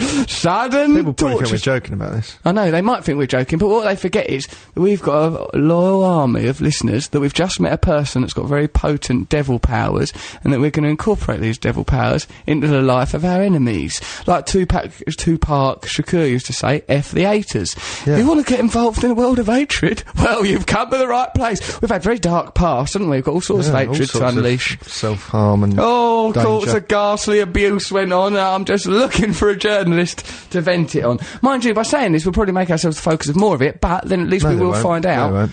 What, you think people will be afraid of Don't getting see why involved with people the should have to witchcraft? sit by while other people are horrible to them. We shouldn't sit Attack. by. We almost have a duty to the universe to use witchcraft and devil worship and paganism on our enemies. The main thing is if someone thinks they're cursed, then they'll be cursed. Yeah, right, so that's good. I'm almost excited about the next opportunity to do a curse. We need to get some blood or hair. Yeah, no problems, we'll get plenty of that. Chicken bones. Chicken bones, we'll get some chicken bones! Hold on, let's think of someone we can do a curse on, like, that's already annoyed us. Ali Ross, TV critic. No, I from The don't Sun. think it's worth doing it on people like that, because that's his job to... Oh. But it's the people who dig Don't up do stuff some and witchcraft. lie and upset your Lies parents. and haters. All that one from the Mail. Yeah, they might upset my mum. Alright, we'll find out their names, then we'll start the old witchcraft. Be good this, because now we've met this you get enough mysterious people focusing negative energy. because people are afraid to do Ouija boards, and the reason is because there are unknown forces, and if we learn to access them unknown forces, we can create all sorts of havoc, can't we? Well, we've always said we're going to start a cult. Let's get this cult together quite soon. We can use this Do you realise the BBC mics are forum. on? Oh, Christ, what have we done? We're on the radio! Oh, blimey. I thought we were around your house. I did for a while. It's nice here, isn't it? Yeah, let's do Trevor's you've Sonic got a black Enigma. cat. What? You've got a black I cat. have got a black cat. That's only the beginning. You've got I've that never book of seen you at the shadows. same time as the cat. I'm a shapeshifter, so as I tell you, I shift all sorts of shapes. So, right then, come Sonic on. Enigma. Let's do Trevor's Sonic Enigma. Okay, let's do a jingle for it, such as Trevor might do. It's a Sonic Enigma, here it comes. It's enigmatic, it's not very well constructed, but I'm doing it just the same. Right, so that would be the sort of thing you'd do if you were here. Pinch my skin. Pinch my skin, kind of thing. Bit of that that. Master Sue would say. Okay, Master should we Sue do it would now? type. Ready? Yes, I would okay. like to remind everyone that I haven't been to drama school. Right, yeah, I don't think there's going to be any need to remind people of that in a matter of seconds. Go on, Can I ask you one question? What is it? Yeah. Am I an American man or No, I don't English? think you should be. I think you should be a stat, because I think you have to be the archetype of a Okay, darling. psychiatrist. Okay, love. All right, free up. Okay, you feeling limber? Yep. Yes. Should we do some Right, breathing okay. exercises? Here comes this live. We're doing this Sonic Enigma live. If you can guess what record we're referring to, text us on 64046 and you will win the prize of coming in next week. In fact, here are the winners from previous week. Lucy, come in, come in. I can't remember your brother's name. Lucy and her brother. They're coming in now. They are previous winners. God, is that mic live there, Adam? They can talk into that one. Lucy and her brother. Lucy, what's your brother's name? Sean. Lucy and Sean, welcome, Lucy and Sean. This is the microphone. You have to talk into it annoyingly close. Imagine that you're about to perform what can only describe a sex act on a foam man. That's all right. Yeah, what do you mean that's all right, Lucy? Won't be the first one. Oh Christ, she's been performing sex acts on foam men ever since her mid-teens. Okay, so Lucy, what was the Sonic Enigma that you got right? That was about 2 weeks ago. What That was it? The Big Mouth Strikes Back. Big Mouth Strikes Again. Yeah. Big Mouth Strikes Back. That is a mixture of a George Lucas Yeah. film and a Smith song. But, you know, eventually it would Strikes happen. Whatever. I can't remember what it was, but you're in Edinburgh. at the Smith Wars is a good point, Sean. Right, you stand right in there. Okay, so, right, we're doing another Sonic Enigma now. Handle me. Yes, I have, dear. You just watch it, don't drift down your back. Now, what we've got to do is me and Matt are going to do it live. You can adjudicate, but try not, if you think you've got it right, don't answer it, okay? Okay, ready. Right, Ready. okay, Matt, you ready, Matt, for this is a Sonic Enigma? If you know the I am answer, 64046. You look pumped, darling. Right, let's go. Hello, madam. What seems to be the trouble? Ah, I'm walking here! Ah! What's your name? My name is Dudley. I mean, no, it's Stephen. Earth is wrong with you. I'm walking here!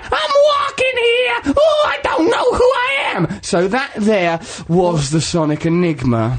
If Trevor won, it would normally be this sort of noise in the background, wouldn't there? All of them. So Turn your phone off, Trevor. So, okay, so if you can guess what that is, text us on 64046. Any ideas, Lucy and Not Sean, a previous single winners? clue. Pretty obvious, I would have thought. You think it's obvious? Yeah, but Really? I'm not going to say. Alright, whisper in my ear, see if you've got it right.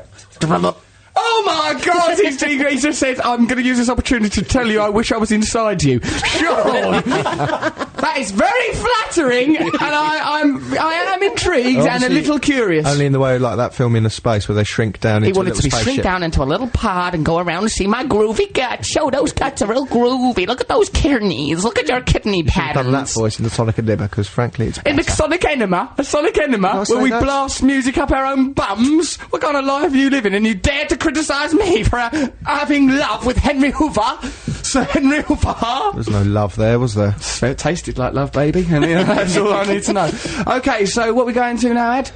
We are going to listen to a trail which will promote a radio station that you're already listening to, and then we'll listen to the Cramps. So just continue listening to this, and then the Cramps will be on directly after. You're so pro. Thanks, baby. Oh, the Cramps! Isn't they lovely? What did you describe them as being like, Matt? Your boyfriends? Elvis the Goth. Elvis the Goth. Interesting. Get on the mic.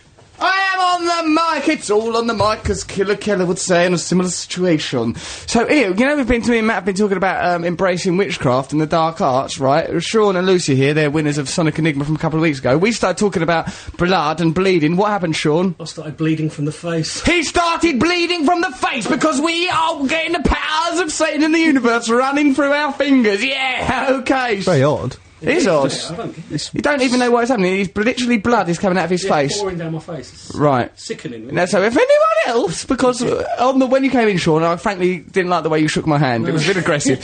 So we put a spell on you. I feel weak. Yes, well, it's only going to get worse. Let me tell you. I was recently in a bar in Stockholm, says Sean in Borough. He goes, when they had blimey. He was in a bar in Stockholm, they had a rogues gallery of dictators running across the urinal, so I got to wee on Robert Mugabe. Who would be in your urinal rogue gallery? Well, who would you have, Matt? Who would you like to wee on? What, the dictators? Probably someone you dearly love, the way you conduct your sex life. Oh, Wouldn't be a stop it. rogues gallery for Matthew, it would be a weekend treat. Who would Stop you... saying ridiculous things about me in case someone believes it. Well, there's nothing wrong with And how can you believing judge my actual sex truth. life when you've had it off with Henry the Hoover? Henry and I were lovers, and there's nothing to be ashamed Dear of. Henry. Henry, How many different Henrys have you had? Just that one. Do you call them Henry VIII and stuff like that? I was like, oh, you're a hooray, Henry and Char. Is a noise you'll hear if you love Henry. Does it ever hurt? Yes, it does, because sometimes he doesn't return your calls. Penelope's gonna be killed! So, here's a message here from Lee. I once wanted to see what happened when you ate chocolate. Why would you... It's nothing, really. The only tools I had to hand were some chocolate, some thread... Well, this is really weird. Right, some chocolate and thread and my pet dog Sally. I wrapped the thread round the chocolate, fed it to the dog. Oh, you're right, wanted to see what happened in terms of digestion. Wrapped some thread round the That's chocolate. scientific thinking. Fed it to the dog, paying out the thread like a fishing line, and then I decided it was probably in the dog's tummy by now. I waited for a few minutes and I pulled it back out. It was it was melted and covered in snotty goo. I was Oh. 6. Cheers from Lee. That's what happens to chocolate That when poor you put dog. it inside yourself. Must have Yeah. been well confusing for it. Oh, delicious chocolate. What's happening? Would have been really, really confusing for anyone. If you did that to a human, they'd be baffled by it, let alone a dog. Hi, Russell and Matt. Many years ago, my sister had to plead with my dad to be allowed to go and see Amen Corner. I wasn't allowed because I was too young and innocent to go to a pop concert. My sister wouldn't take me with her anyway. She was allowed, but she had a 10:30 curfew. After leaving, she decided to go backstage instead of going home. She was very late. She was found backstage with one of their drumsticks in her hand. Right, okay, well, good. It could have been worse. My dad was so mad, he took it from her and smashed it up into matchsticks. he said, I'll turn this place into firewood. That's because she was mean to me. Did the dad go backstage and meet her there? Well, I don't know what he was saying. I like that Or as a did he mean threat, the though. house? I'll turn this place into firewood. What a pledge. Because, like, that's a particular kind of wood as well. My mum used to say, I'll put all your stuff in bin bags. I'll put all your stuff in bin bags and chuck it out the window. Yeah, it's What good. did that. your mum used to say? Oh, this place ain't cleaned by fairies, It looks like a bombs it. It's like a pigsty. It's like a pigsty. But what was the threat? Did she never threaten something? Yes, she said, I'll make you go and live with your father, and he won't look after you properly, and he'll make you mentally ill. Eventually, she herself had to go to hospital, and this made good with this threat, and as it turned out, it was good for my personality ultimately. You can only see Henry at weekends. No, mother! That's not going to be enough! Our love burns brightly like a comet across the sky. Once you've tasted Henry and he's tasted you, you can't give up that love. It'll destroy us both, it'll consume us both, and God knows the bin bags are soggy, but I need him. That's the kind of way I used to be. Yeah. Oh, God. Chris Blakey, I'll get you better, says, when I was in the Scouts, I hated myself. Well, I don't blame you. I always considered myself too punk to be kicking about in poncy socks and garters, marching about in stupid shorts. So on one camping trip, me and my mate nicked some matches and done a runner. We'd intended to set fire to one tree for a laugh, then go back. However, it being summer, everything was dry and all the bushes in the vicinity went up in flames. So we ran away and the girl guides had to put it out. Ha ha, stupid guides. The girl guides had to come to the rescue. The shame of it. I caused a big fire when I was at school, actually. Did you? On Dartford Heath. On Dartford Heath? In the summer, it used to get all dry, and you could choose what you wanted to do for games, and we did, bizarrely, orienteering with a compass on the heath. You little boffins! No, we didn't do that, we just smoked and stuff. And I set fire to a deodorant. Man. We just smoked. Yeah, you were just hanging out and smoking.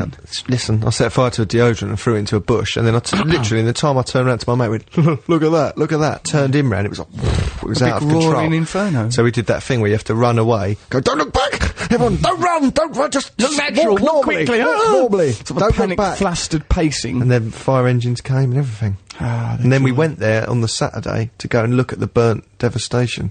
And we stood there and we went... Returning to the scene of your crime to gloat, were you? Yeah, it was classic. We could have been nicked if That's the detective had stepped out from if the I was burnt a hedge. if I was a gumshoe or a sleuth, I would have loitered there. Now, what about you, Lucy and Sean? Sean's clamping a cloth to his blood-soaked noggin. What sort of... Have you ever been involved in any wanton destruction? Had a little bit to do... Go a bit closer to the mic, blood gob! A little bit to do with burning down a factory once. You burned down a factory? Was it an insurance job? No, but there's some very nice houses there now. Really? Yeah, so in a way it was a good thing. I did him a favour. The factory wasn't active, was it? It was destitute. No, it was empty for the evening. It was empty for the evening? Yes. Bloody hell, Sean, that's a criminal act. Me and Matt, what we done was fun, playful. We're just joking. We were just joking, but when you pinched me, it really, really hurt. No wonder people do devil crafts on you. What about you, Lucy? Have you done anything destructive? No, because I'm good. You are a good girl, there's little doubt about that. I don't break things. Good. I've stolen some things. I've never broken anything. Stealing, that's another crime. Next week's show's good old bit of stealing. Right, let's do, I'll tell you what, Matt, let's reenact the old Sonic Enigma, Okay. And then, you know, if you know the answer to it, text us on 64046. If you don't know the answer, just have a little shot in the dark. What's the worst that's going to happen? The answers yet? What? Matthew, stop looking around. Oh, here's some answers now. People sending... Oh, look, here's some answers put in by Adam, our mate. If some of them are right, then we need to make it... Is it Where Is My Mind from the Pixies, says Patsy. No. It's not, is it, Matt? No. Is it Walking in Memphis? No. Is it Dude Looks Like a Lady by Aerosmith, says Pete the Bedroom Man? Is it There She Goes by The Lars, says Simon? Is it Patsy Cline Walking After Midnight? Is it, says Ali from Scotland? I'm walking here. Ah, I see. Everybody's Talking by Nielsen, the theme song to Midnight Cowboy. Joe and Ray from North Wales. No, darling. Everybody's talking. Is the Sonic Enigma Walk on the Wild Side by Lou Reed? These are all good ones we could do another day. Let's keep this list. Oh, no, we've given the game away! Is it I Just Don't Know What to Do with Myself by Dusty Springfield, says Addy? No. Is it Lola by the Kinks? How would you come to that conclusion? I'm in a club and also, no. Peculiar. Is it I know, because you were cross-gendered. Oh, I was cross-gendered. Well, yeah. I Want to Be Your Dog by the Stooges. Englishman in New York, which Matt thought the lyrics How many more of these are you going to read out? Because frankly, they're boring. Okay, fair. There's a lot of wrong answers is all I'm saying, so let's try and get it right one, shall we? Come on then, Matthew, let's do it again. Hello there, come in. Oh, okay, I will come in. Oh, God, I'm a bag of knives. I don't know what I'm goddamn well perishing doing, for Christ's sake already. Don't build your part. What's your name? My name, I don't know. What is my name? Oh, blimey, I'm so confused. You appear to have no drama training at all. I've had a degree of drama training, which enables me to do a wide variety of Mr. Kipling takes unavailable style accents. It sounds like Gandalf to me. Do your Harry Potter thing, Matt. Harry Harry Potter. That's what Matt thinks the film Harry That's all Potter you is have about. to be an actor. That's all you have to do. Harry Potter. Harry Potter. Harry Potter. Hang on, this is the Sonic Enigma. Anyway, that's not part of the Sonic Enigma. Don't Rewind. Back up. Back up there. Okay, so right there, right. So This Enigma is reversing. Okay. Right. Okay. So that's. Earth was that? I don't feel well. Is that what Henry does at the end? Henry at the end just thanks me warmly, then he's kicked back into the stair room so I don't have to look at his grinning little Stair face. room? Spare room, but it sometimes gets called the stair room because that's where the neighbours used to come and stare at me, so that boy does a lot of vacking. So, come on. Let's, right, do the Sonic Enigma again. We'll start at the beginning and we won't let it descend into going Harry Potter. Hello, Don't sound exhausted with life, Matt. You are It's tiring working with you, mate. spiritually destructive, isn't it? Come on. Come on. Hello, come on in. Oh, my word, thanks for having me in here. Oh, crikey, oh, blimey. What's your name? My name, if only I knew my name. Shall I try and guess your name? It could be anything, I suppose. Hooter. So there we go, that'll do. I think that gives us the general impression. If you know what that is, text us on 64046 or email russell.6music@bbc.co.uk. That's a Sonic Enigma. Sean, Lucy, have you got any ideas, or do you want some more devil worship on your bottoms? I'm bleeding enough. He's losing an... Oh, blimey, you Lost saucy Glasgow. devil. It's a lot of claret, you dirty sods. We apologise for that on behalf of... We need to focus our powers. Right, let's focus our powers properly. Let's listen to a bit of music. Matt, what are we going to listen to, mate? Gun Control by Joy Zipper. Fine. Gun Control by Joy Zipper. No sooner said than done, done, done. Well, there we are then. There they was. That's Joy Zipper. More singing from you. I'm allowed to sing. At least I'm not doing show numbers like you. Fair enough, yes. Fair enough, Matt. It's difficult to quarrel. You okay there, Lucy and Sean? Yeah, Yes, thank absolutely. you. Why So not? good I'm not for good. one another. Now happy together. So we brothers and sisters, are you? Did you get on alright when you were growing up? No. No. Why? What's wrong? Oh, I hated him. Yeah, Why? Because he used to do things and tease me and... Uh-oh, we're through the looking glass now. Suddenly, it's not such a pretty picture. No one's getting the Sonic Enigma right because I think we're making it too difficult. Matt, What? we're gonna have to look Maybe at it's an ourselves. obscure tract or something. No, I don't think Is it's it? not for It's this not really. radio station. I wouldn't have thought It's a good so, radio Matthew. station, this. Yes, we're very Music's lucky, very good. lucky to be here, Matthew, and I think perhaps you should remember that when you're standing outside urinating on a plaque. Whilst my husband was 8, says Victoria in Loughborough, he skived off school, made a flamethrower using a bike pump and his sister's nail polish remover. Should consider a career in terrorism, that's very good. He set fire to the kitchen, but it was lucky he did it there because there was a good supply of water and he could put out the said fire. He traumatised his sister. She had rescued an injured bird and had it in a small makeshift nest in the garden shed. He decided it'd be a good idea to help the bird by throwing it in the air high enough that it hit the shed ceiling and broke its neck. He then popped it back in its nest. When his sister came in, all upset, he purported to know nothing about it. What a git, says Victoria in Loughborough. Distressing story, really. Children have an urge to destroy, don't they? Where is that urge But then coming they from? curb it. They curb that urge. But maybe as it's part there of growing latently. up. Yeah, I suppose there seems to be something of Do you a remember latent urge. coconut shies at the fair where you just threw a... Well, it was never a coconut. No, hang on. No, you don't throw the coconut, you aim at the coconut. No, I don't mean that. I mean the thing where you have crockery. I used to love that. It was Well, the most smashing up amazing crockery. thing. Crockery on shelves, and then Yeah. you threw wooden balls at it, and you could just break old crockery. It's good, wasn't it? Brilliant. Really good. Why don't they lovely. do it anymore? Why has that been let go of? You know, when we come in more innocent times, it was enough to just smash up plates, wasn't it? That was brilliant. As entertainment, but now, I don't know. Things are it's difficult, Matthew. Well, you have to go to the theatre now, don't you? Yeah, you do. Oh, you've got your cultural review to look forward to. That's going to be fun, isn't it? Mm. What are you going, for? Because am I doing what I think I'm doing, or are you going to scupper me? I might not scupper you, Matt. You just do what you think your cultural review is, and we'll just get on with our little lives. Brilliant evening last night. Did you? I'm glad Which to I will hear review it. later. It's probably more of your deviance, isn't it, if we're honest? Not deviant. Shall we listen to a trail, then we'll listen to Hell's Bells by AC/DC, then we'll start thinking about culturally reviewing things? We've only just had We've only just played a song, haven't we? Oh, well, I suppose so. What do you want to talk about? Do we then, need Matthew? to do the Sonic Enigma again if no one's getting it? No, I'm sick of doing that. We'll get No, some but I answers in a mean, minute. make it easier. Yeah, we'll do it a bit, but we'll revise it while this track's on and then sort it out. Very blasé, aren't you? Yeah, I'm a blasé man. I'm very blasé about life. Shape up, mate. Put your socks up. I think I'm in pretty good shape when it comes to broadcasting. Let's listen to AC/DC and we'll come back with something. Okay. Come on, dear.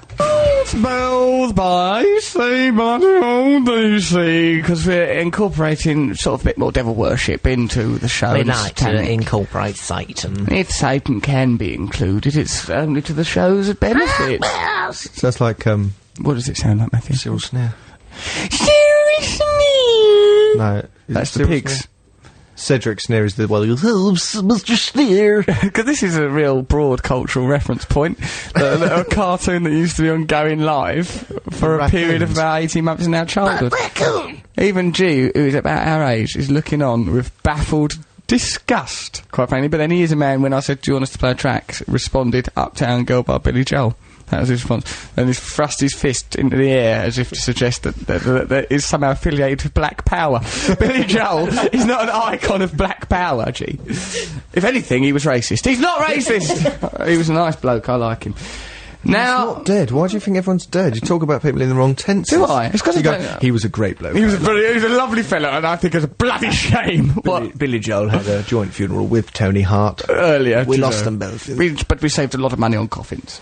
The best way to destroy a CD is in the microwave. Blue sparks fly, and the resulting smell is dead nice, says Stu. I impregnated my mate's clay model with air bubbles. When he fired it in the kiln, it exploded and destroyed the whole class's work. I remember He took that. the blame, says Nigel in Ride. Now, we got Victoria on the phone from Brighton. Still trying to get hold of Oh my God, Adam! Like the Adams that work with us here, they just put their arms in the air, just in absolute confusion and dismay. Hi, Russ and Matt, says Natalie from Upminster. She's 12 years old. She goes, I once destroyed my brother's armpit hair by sticking chewing gum in there. I thought I'd be able to take it out easily, but in the end I had to cut out most of his armpit hair. Please read this out loud, because I her love brother your in show a and I'll be coma? very happy. Her brother, apparently, yes, is in a coma. Why did she say, I'll put it there, and then I thought I could get rid of it, so I had to cut it out? Where's her brother in Well, her this brother, story? it's like his armpit is left on the sideboard and he was out playing football. Hold on, Mo. There's something chewy down there. That shouldn't be chewy down there. Normally when I chew my armpit hair, it hardly even resists. Well, Natalie, I think what you done was a very noble, very beautiful thing, and you are a very lovely young lady. You're a very special girl. This is Natalie. We send you actual love. Go on that fan site, Russell. Like you go on my fan site, russellbrand.tv. Then go on the fan site bit. It's good. Go in there, find out more about gigs I'm doing, find out about all sorts of stuff. Be a laugh, wouldn't it? You're right, Matt. I've never seen you look so baffled, fumbling with that pen as if it was a bloody some sort of instrument of joy. Just that you saw yourself in a magazine, an advert for your tour, and went, me! Me! That's me there in that magazine. Yeah, I was in the Observer magazine just so I know it still surprises me when I see myself existing But outside that's of what me. a child would do. Me! I know, well, some aspects of my personality were arrested due to the difficulties of my childhood. Right, here's some entries to the Sonic Enigma. Is it Walk This Way by Aerosmith? No. Is it On a Rag a Tip by SL2? No. That's Stephen in Southampton's suggestion. Is it My Name is Eminem by John? All right, then. My name is by Eminem. My name is Eminem. I'm a rapper from the States. I'm bloody furious with society. I don't. to Eminem. It's just having a break. I like him. Is it Walk on the Wide Side by Matt from Aldershot? That's a suggestion from Lou Reed. No, it's not. So, Matt, it's too hard. Let's do it again. Make it a bit easier. Really easy, yeah? Not really easy. A bit easier. Okay. A bit easier. Come on in, doll. What's wrong with you? I got some kind of goddamn crisis, so as I do, I don't know what exactly, What's though. your name? My name? Oh, I don't know. It could be anything. Perhaps it's Edgar, perhaps it's Steve, perhaps it's Billy Bunter. That must be easier. Easier now. We've said two vital words. So Sean, blood chops, is looking on more confused than ever. Yes. Don't you know the answer? No, Oh, no, I don't know the answer. Oh, he's baffled. Losing his voice as well. He's as the losing his blood. voice, he's losing his mind. It's wonderful to watch. Right, okay, right, we've been talking about destruction, and we've got here, Matthew, this is a moral riddle. You'll like this, we've got a moral riddle. Riddle me this. Riddle you what? Okay, it's Victoria on the phone, she's calling us from Be Right On. Hello, Victoria, you alright, dear? Hi there, Russell, how are you? Oh, I'm really well today, feel quite good, got the power of Satan surging through me black blood. Heard. So, are you alright, dear? I'm good, yeah. What are you doing in Brighton? Not a lot today, just... Living. Look, Matthew, don't just look up from it. Matt is scribbling something on a bit of paper. It looks like a drawing of his own genitalia. And then just looks up, goes, living, barks that into his microphone. He doesn't concentrate on his job. He's really, really self-involved and childish. So, Victoria, you're how old are you, love? I'm 19. 19, alright. So you're at college or something? Yeah. What, in Brighton?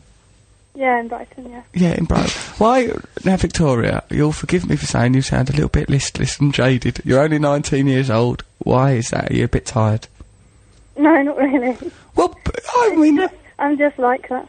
This is just something you like it. Well, the reason we've contacted you is because of the nature of the text message you sent us. Now, tell us what the content of the text message was. Well, basically, I've had a woodlouse trapped under a glass in my room for about 4 days.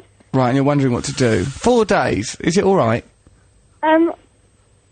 Because yeah. we thought this might be a nice moral dilemma for us to deal with. That's not a moral dilemma. That's like a little terry-weight cockroach. Is it a cockroach or a woodlouse? They ain't even got friends. Is it chained to a little tiny radiator? It's a woodlouse, Matt. That's in woodlouse days. Yeah. 4 days. It's done about 20 years. That's more than terry-weight. You think about the portion of that woodlouse. How long does a woodlouse live? About a month, I don't know. I don't know much about it, but I reckon you've just given it pretty much a life sentence. And unless Get him out, put him back in the garden. you want him to be freed, Matt. Yeah. Sean, Lucy, what do you think should happen to the woodlouse? Step on it. Step on it, okay. Pretty much, yeah. No, Step that on it. means We could put him go in the either way. garden fast and step on it. Step on it, pacey, go on, get it free. Well, what's your instinct telling you to do, Victoria? Well, I've just checked on it and it's dead. God. You horrible little Why is it cow. always about Eat animal it. murder? Why have you done that? Oh, you left it there for 4 days. On purpose, I didn't know. I wasn't checking on it. He wasn't checking on it. What you should have done in future, Victoria, you need to, if you trap it in the glass, then put a bit of paper under that glass, then you've got it, it's sealed in there, because I can understand you're afraid of that creepy little thing. It's Yeah. probably something deep in your psyche. Then take it out in the garden, give it its freedom, because now it's there all dead, all brown underneath, is it? Do you think as a little punishment, maybe you should eat it? Because you've done something very, very bad? Do you think you should maybe pop it in your gob? Crunch down on its little shell body? On its carapace. Clamp down on its carapace, Victoria. Hey. Dead are still moving. It's get in the garden, it could live. Give it some Put sugar. it back in the garden and let's move on from this difficult episode. This is a difficult episode for a little. Put a bit of paper under it, put a little bit of sugar or water on that paper, and it can suck up the nutrients, can't it? Do you know anything about animals? Yes! Yes, I Suck do! up nutrients. It can suck up Sugary nutrients. water. It'll suck up the nutrients for its hooves, Matthew, and before you know it, it'll fly to freedom! Fly, my pretty woodlouse, fly. I'm throwing it out the window. Oh, Lucy! That's good, that's good. It'll survive that. It's just done 4 days hard labour, now it's been chucked out a window. For God's sake, what kind of life is it? Character building. It's not, it's the Nelson Mandela of woodlice, and now when instead of its hero's welcome that it should be getting on leaving Devil's Island, it's been Robin chucked out a Island. window. Devil's Island, Robin's Island, they're all just islands, aren't Treasure they? Island. Treasure Island, Isle of St Clair, Isle of Wight, Isle of Man, diddly I try. So, alright, so have you thrown it out the window already? Yeah. Oh, Victoria, you sweet princess of destruction, perhaps you'd like to join our satanic cult, would ya? Yeah, that would be good. Fair enough. Now, you will be involved in a lot of devil worship. We'll send you some missions in code later in the show. You'll be going down to Fleet Street with Molotov cocktails. Okay, dear. Well, thank you very much for your contribution, sweetie. That's fine, I love the show. I love you as well, and I am the voice of this show along with Matt Morgan and absent but not forgotten Cockedy Trevor Lockedy. So we'll talk to you later. Victoria, thanks for listening, hun. Okay. See you later. Bye-bye. Bye-bye. Well, then, she'll be a good person to have. If she can coldly kill a woodlouse in that fashion, she'll be a good person to have in our satanic cult, won't she? She's a bit lacklustre. Hold on, Matt. Maybe, you know, she might seem lacklustre, but during that call, you know, we was talking to her, oh, get his tribe to get a bloody sugar solution for that woodlouse. She'd gone and bumped him off. Why are you suggesting sugar solution? I don't know, what else is she going to give it? I don't know about the diet of What do you think woodlice. of hedgehog? If I'd give her a hedgehog, cat food. That's quite good. Give it cat food. Don't give it milk, clog it up. Clog up the hedgehog, clog it Right. up with bunts. Come on. What? Come on, what? We're in a bizarre cul-de-sac of talking about... This is not a cul-de-sac, look at my upbeat energy. Right, so we've done that Sonic Enigma now, we've made it really easy. Text on 64046, let's do it again, Matt, but let's do an abridged version. Right, go on. Oh, hello, doll. What seems to be the problem? Oh God, I got some sort of goddamn crisis. So what I do, What's I your got a name? crisis. My name? Oh, I don't know. It could be Sam. It could be Stan. It could be Billy. It could be Steve. I think there's something wrong with you. Oh, yeah, there's some sort of crisis. So there you go, that is it. You can text us on 64046. If you get the right answer, you, like Lucy and Sean, could be brought into the studio to have satanic experiments carried out on your face. So, yeah, well, Matt, should we listen to a record? Yes, let's listen to The Rapture. Why not? Why not listen to them? Get myself into it. I'll get you into something, young man. Get myself into it by rapture. With a little bit of assistance from Master Sue, the Pinch My Skin Pinch my Tai Chi skin. guru. There he goes. He's inviting you to pinch his skin to prove his perpetual youth. So we've been talking about destruction on this show. We've been doing Sonic Enigmas on this show. Me and old Matty Morgan, Stansky and Freeman. Here's one. It's an email on the subject of destruction, so as it is. It goes here. It's Matthew in Croydon. He goes, when I was 9, with one of my special uncles, he gave me a bag of Belgian bangers in order to curry favour with me so he could wrap my mother untroubled. Nice bit of language. That's nice, isn't it? So he could wrap Read my it again. mother untroubled. When I was 9, one of my special uncles gave me a big bag of Belgian bangers in order to curry favour with me so he could wrap my mother untroubled, says Matthew in Croydon, with a touch of the Martin Amis about him there. However, I used these with the aid of said mother to blow up all my toys. It was brilliant, and me mam kind of got the explosion lust as well. As the bits of my 18 van rained down all over the garden, we sobered up and realised that I had no toys left, and the mood soon turned sour. It wasn't long before I had a new uncle teaching me magic tricks, though. Matthew in Croydon, who has learned to turn growing up in a brothel to his advantage, much as Richard Pryor before him did. I used to blow things up with bangers. Did you, mate? Oh, it's brilliant. Yeah, he put them in a glass. Yeah. Put them in a bottle. Try and do the lid up and quickly throw it. Oh, one that blows up the bottle. Well, sometimes. If you can do it in time, just blows the lid off normally. Does it? Just blows it? You blew a my lot of lid fun. off. Sounds like a right Dig a plan. little hole, put a banger in it, light it, and make a little crater. Did you like knives as well when you I said loved them. I love And knives. axes when I was a Little scout. knifey. When I was younger, says Dean, I would catch wasps in jars. After a while, they'd start their own dog fights. Well, that's good, isn't it? That they had the administrative abilities. Why don't we get these terriers and we'll make them fight for money? Why not? We're just crazy wasps. I reckon if a wasp could talk, it would talk. I suppose it probably wouldn't it? Wouldn't it? And you can imagine what a wasp would actually talk like if they had them. Say to us. I suppose, I bet they'd be really stinging with their personalities. I bet they'd be a real buzz to hang around with. Oh, Christ, what's the point?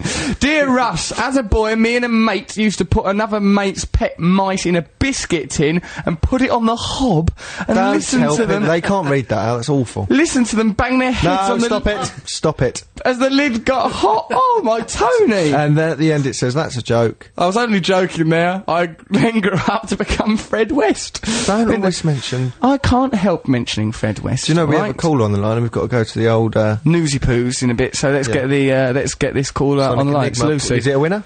Lucy, right, Lucy, you've entered this Sonic Enigma in all good faith, haven't you, dear? I did indeed. Lucy, have we ever met before? No, we haven't. Actually, I did meet you in the audience. We were dogging. show. Just admit what we were doing. We were out dogging. Lucy and I had an encounter lit only by the headlights of a van. Do you want to ask Lucy how old she is first? Lucy, how old are you before we go any further with that joke? I'm 27. Yes! Oh, thank God. Oh, nice, legit little age there, and I haven't joked my way into prison. So, right, okay, Lucy, you seem like a nice upbeat sort of a woman. Are you? Are you, though? Indeed. Well, so what do you... Let's find out some things about Lucy. Let's find out what makes Lucy tick, Matt, before we go on with this. Got to know. Lucy, what makes you tick, love? I'm a photographer, so I like all arty things. You take photos of arty things. Tell me about what makes a good photo. Is it composition? Is it lighting? Is it that it's someone's bottom? I mean, how does it work? The camera always lies, let's just say that. The complete... Right, that phrase, the cameras never lie, is the incompletion. It's the cameras never lie, but photographers are often liars. And people... that's the truth, right? And people never put that end bit on. And another thing is... Oh, no, I've just forgotten it. There's another one of those phrases. Oh, yeah. Oh, what a tangled web we weave when we first start to deceive. That carries on to... But then we get really good at it. That's it. So that phrase in completion is not like an adage that tells you don't tell lies. It actually endorses Interesting lies. chap you are. I know all sorts of bloody old facts. I've picked 'em up on my journey through life. So, Lucy, where do you live? I live in Coventry. Coventry, you say. Suffered a lot during the war, but then we did those terrible things to Dresden. And what's it like there? You all right? You happy with your Known life? as Chaventry. Hmm? It's known as Chaventry. Chaventry, because there's a lot of... Burberry and things. Right, okay. Not But good. let's not use this show as a forum to attack people for being poor, Lucy. Oh, sorry. Let's not let this show become that. We've all suffered in life. It's nice to have a cultural identity. So, Lucy, you've entered this Sonic Enigma in good faith. What the hell do you... Right, so, we've done this one. We've done it enough times now. We're not doing it again. We're not doing it again. What do you think it is? I think it's the New York Dolls personality disorder. Oh, Jesus, you were so close. Say it instead. Right, we'll do that again, right? And this time, instead of saying the word disorder, simply replace that with the word crisis. A word that, quite frankly, was in the bloody quiz itself. It was in the Enigma. Right, so we'll go back, we'll pretend that never happened, alright? And also we'll pretend you never attacked working class people and all. So let's do that thing again. Lucy, what do you reckon the answer is to the Sonic Enigma? It's New York Dolls personality crisis. And what... That's good, that's correct. And the people of Coventry, generally lovely? They're lovely people. Woohoo! Yeah, Lucy! Lucy! So, we spend this whole show attacking everyone. Then we have the gall to say that to lovely Lucy. Thank you, Lucy. Right, so you've got the answer correct. What point did you get it right? Did you get it right recently, or have you known it for ages? I got it right the second time you played the Sonic Enigma. See? So you didn't play it, baby. We acted. That was acting. That was live. That was happening in the round here, live at the BBMFNC. Loozaloo. Right, okay, Lucy, thank you. Are you going to come down then and see us? To come down, yeah. Come down, bring, like, friends and stuff like that. Get drunk and just come and hang out here. Lovely. Just get all woozy and boozy, come and worship Satan with us. It'll be a right laugh. You don't have to worship Satan, just be into him a little bit. I have had witchcraft cast against me, though. Have ya? You're going to be... has. Yeah. Your dad, what happened? My dad lived in South America, and Yeah. a lot of witchcraft in some parts of South America. Mm. And he had to like get people's toenails, and I had to be blessed by priests and stuff. But that's another story. It's an exciting story. You can tell us when you're down here next week, because by then we'll be looking to cast spells over people, and that'd be brilliant. You can be. See, this cult is growing by the second. It's brilliant how it's working. Right, Lucy, thanks very much. We'll be meeting you next week. You'll be on the show, and just aren't you having a lovely time? This week's guest, Sean. You must be prepared to bleed when you come Be here. prepared to bleed. We will. We say that to everyone who comes in this studio. You're going to lose a bit of claret. So, okay, Lucy, we'll be meeting you next week. Next week it'll be your blood on the carpet. Now it's time for a show we like to call Newsy Poosy. Newsy Poosy. Yeah, yeah. Oh, they really are having a crisis, aren't they, those boys? Oh, they're dressed. The amount of drugs they're taking.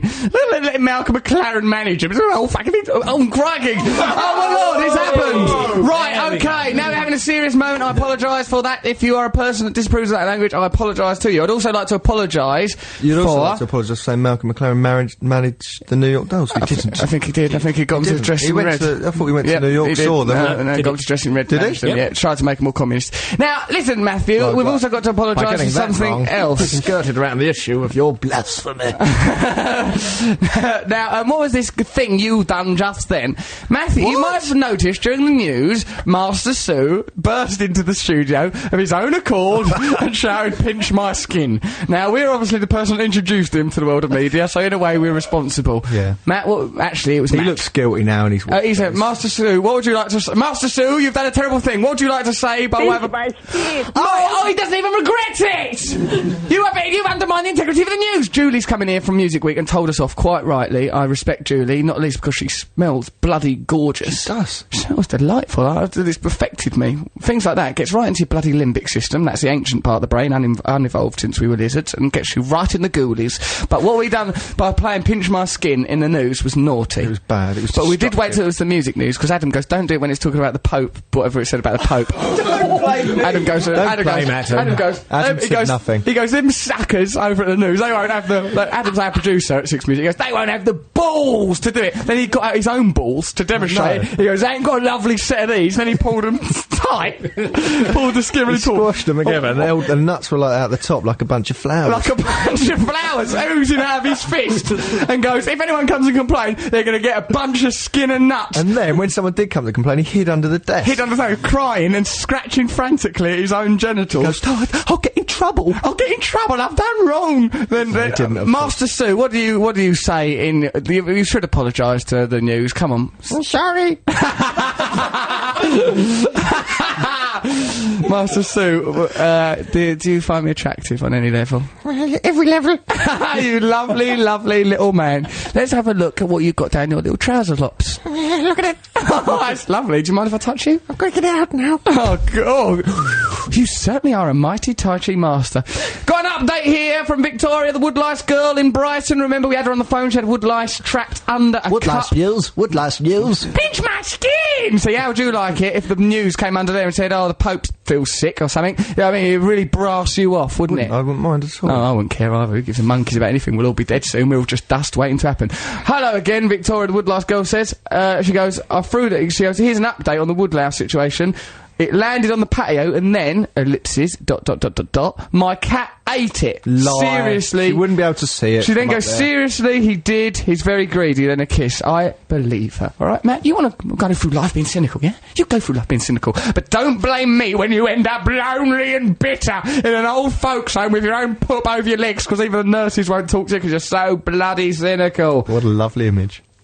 Right, so are we going to review... I've got loads of lovely emails here. Some of them are good. Look at this Mark in Great Yarmouth. Don't just look at them, why not read them out? Smashed up a washing machine with my mates with a pickaxe and one of his mates lost a toe. You know, it's just lovely, lovely stuff.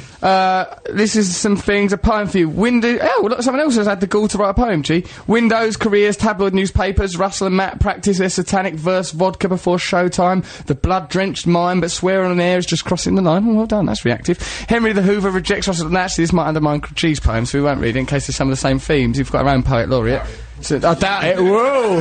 He's confident in his poetry. Oh yeah, he's a street poet. He's from the hood. Oh yeah, he'll pop a something in your bot if you cross him. Oh crikey!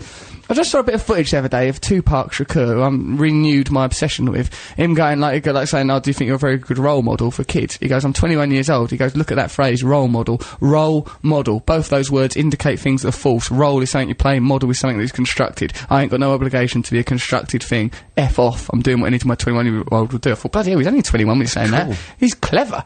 And then it made a big thing. And I went all gay for about half hour. Just started looking at All Eyes on Me record, took down my trousers and that, just stood there in the room. Housekeeper came round, she's gone, "Russell, what you've changed, why have you gone all weird?" And she's retired now. So, I got an email here, it says, "Dear Russ, as a boy, me and a mate once put another mate..." Oh, Christ, it's that biscuit tin one again. Oh, Christ, it's back.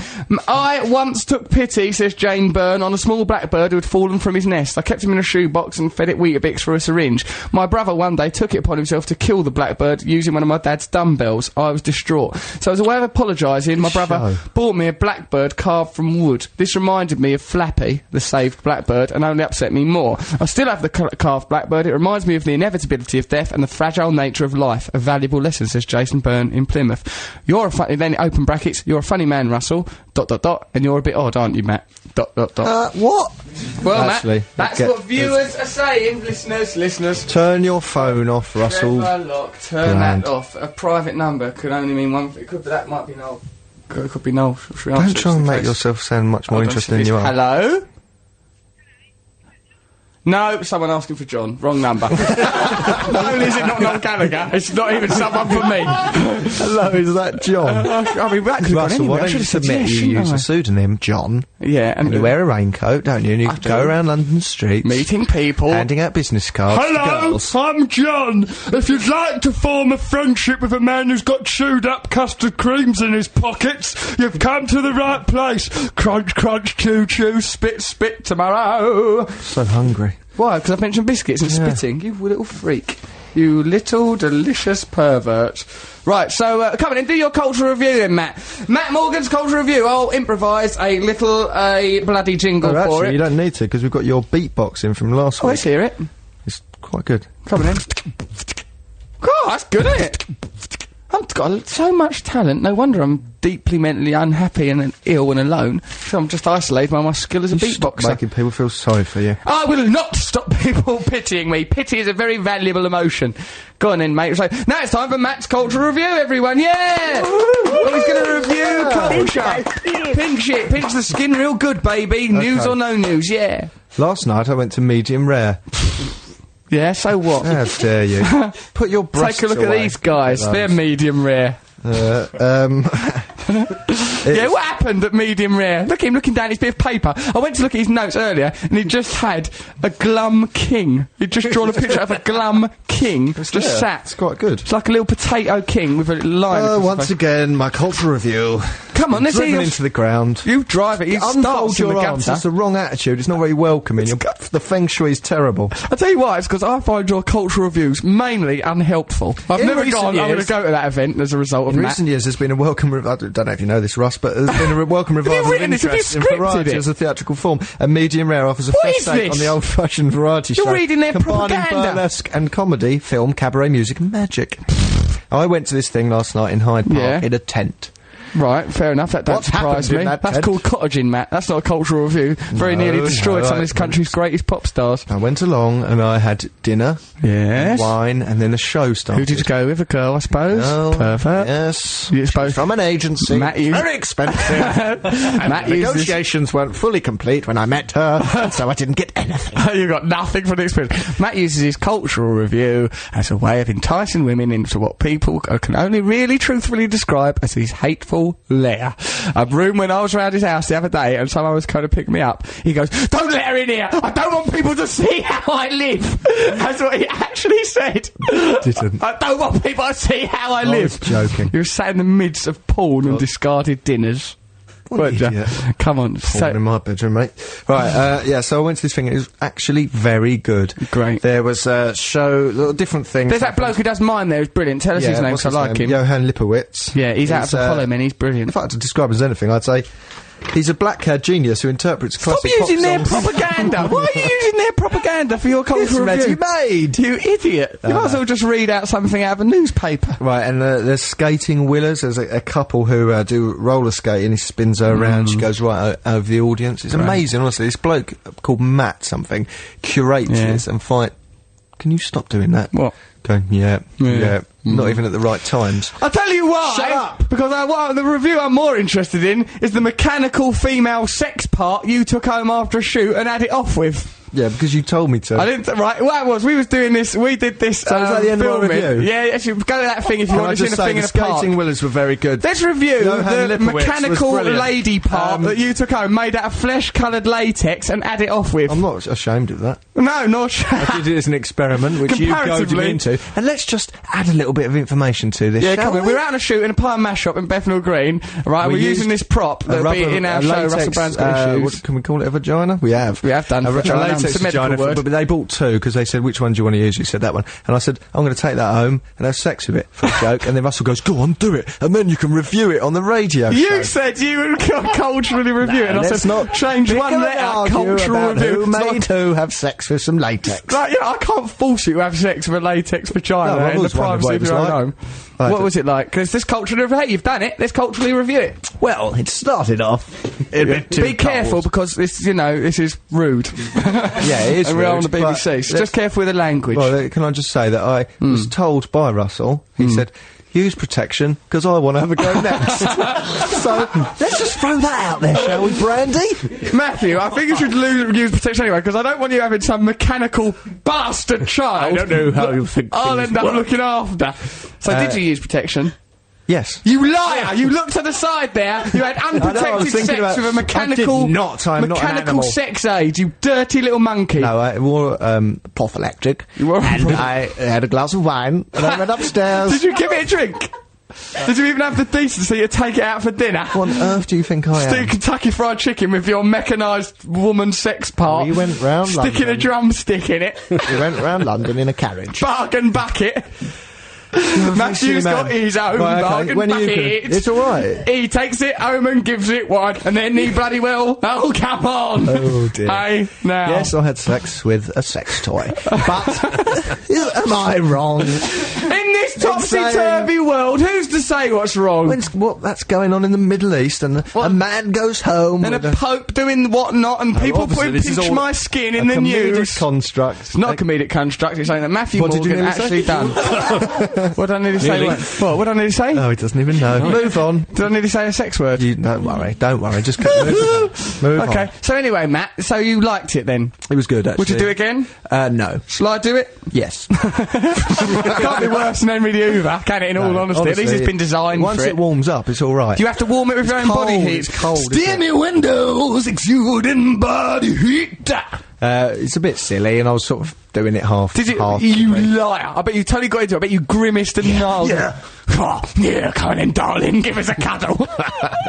Did you give it a name? No. Did you? I bet you did. I bet you gave it the same name as your mum or something, you Oh, freak. you disgusting What? man. Now, who's disgusting? I'm a man talking on a radio show. You're a man in a bed-sitting archway You had sex with with a plates Hoover. on the floor, A bed grunting sit? over, grunting over Right, a turn your mic mechanised... down. How d- No!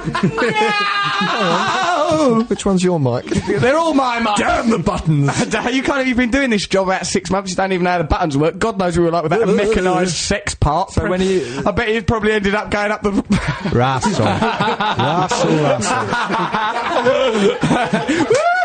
Right. Yeah! Russell, how many things do I know, embarrassing sex-wise things, I could blurt out Go on, now just about give you? hints, because I don't think there's any. Give a hint of one embarrassing sex thing. Well, there's loads. Go on, give a hint of one, and I'll see if ever I mind you. Well, shall I telling the mime story. it? No, just go a key don't word, think I've got and I'll enough know it. Go do a key word and see if there's a single sex thing, because I know my sex life, and it's good, and it's decent, and it's honest, and it's lovely, and it's very precious. When a man and 3 or 4 women love each other very much, it's a natural way of expressing themselves. No, there's nothing. Anyway, I'm getting married now. I'm settling down. All this madness, it's doing my head in. You've got to have sex with that thing. All right, I will. Don't say that rub in his face. I'll have sex with it if you like, as long as you... It's all right. It's just, you know. It's just natural. There's nothing wrong with it. It's only Mother Nature. It's nothing more natural. But it's not wrong with it. Why Who are we cares? talking about this on the radio? What's wrong with us? This is Sunday We're morning. bad machines. We're bad machines. We're not long for this world, Of course are we? we're not. We'll both be dead soon. We can't live like this. G, coming in. G's here, poet laureate of the show, to do a poem. I'd be better if you include Matt's mechanised friend. I tried to create atmosphere there, and it just All right, occurred. yeah, G. Woo! Yeah, woo! Right, yeah, come on. Okay, this poem is about destruction. Yes. Some would say that man's true purpose on earth is to enlighten his mind's worth and quench curiosity's thirst. Some would argue that our very reason for being is to examine life's season and search for a harmony to believe in. Ah, smash it, take it, crash it, break it. What about our desires for world peace? Oh, how easily we forsake it. What about cavorting with Henry to achieve release? Oh, how easily Russell rates it. Shouting boobaloo when he Rapes it. sees those wheels in the hope that he might date it. Destruction, it's our addictive compulsion. Matt's pictures of revulsion prompted a quick school expulsion. So now we're at a satanical junction to torment journalists and their assumptions. Somehow he thinks that serving the Prince of Lies and his desires already lists as high as one of their functions. Satan is king, yeah, alright, Mr. G there. He said Prince of Lies, that's negative. Prince which of is Lies, what they like call what? him, isn't it? Who? They call Satan Prince of Lies. Jesus is Prince of Peace. Prince of Peace. Prince of Lies. Lies. Prince of Bloody Tides. Prince a whole of bunch Lies princes. is you, with your lies about me and a rubber thing, and lies about Henry the Hoover, which I don't believe. I'm just, we're all just having fun. This It's show all is actually just a carefully scripted by a team of writers. Matt and I just come out and perform it for an hour My name's or so. Peter Green, and I've been playing Matt Morgan. My name's... the past few weeks. I'm called Stiffy Pig Smell, and I just do what I can to get by in life, alright? I just do what I can, get by in life. I'm Stiffy Pig Smell. I just saw a piece of paper that said 1 minute left. 1 I minute think left. it's Guess what's talking coming up? about It's our careers. Julie Sweet Smell Kavanagh with the Music Week, who's made me have a crush on her now with that smell. Look at the armpit sweat you've got. Well, where do you want it to be coming out of? A rubber mechanised vagina, your only friend? I mean, there's nothing unnatural about me, a man working his hardest, trying to keep things So why afloat. did you make me put it in a cab round to your house last night? I did not do that. Put it in a cab, you said. Put it in a carrier bag and stick put it it in the under cab. your bed, covered Cab's in coming. dog's hair, which you're using to make it more authentic. Now, silly man. Listen, it's Music Week now. Stay with the show. Why not listen to the Queens of Noise as well? Listen to Six Music all the time, for heaven's sake. Why the best wouldn't you? radio station. Best It's radio got show great there is. music. Got good music. Got authentic. It's nice. Nice to listen to it. No adverts, except for adverts for the station you're already listening to about every 25 seconds. Thanks to everyone who helped on our show. The Adams, G, our lovely guest, Lucy and Troy. You look, the pair of you look like you've been through a car accident. Why are you shaking? Why are you Lucy's shaking. He's smothered in blood. Ever since we've become devil worshippers, things have gone crazy round here, haven't Really they? have, haven't they? Really have. I like devil worship. It's nice to worship Satan, if anything. Exciting. What are we going to play out on? Midlife crisis, Faith No More. Oh, okay, let's listen to that then, shall we? Oh, crikey. Stay with Six Music, take it easy, look after yourself. For God's sake, we're only on this earth for limited time. Use that time to worship Satan and to act our evil plans. Boy, I love you! Everything we've said is a joke. Everything. Take the bin out, Satan!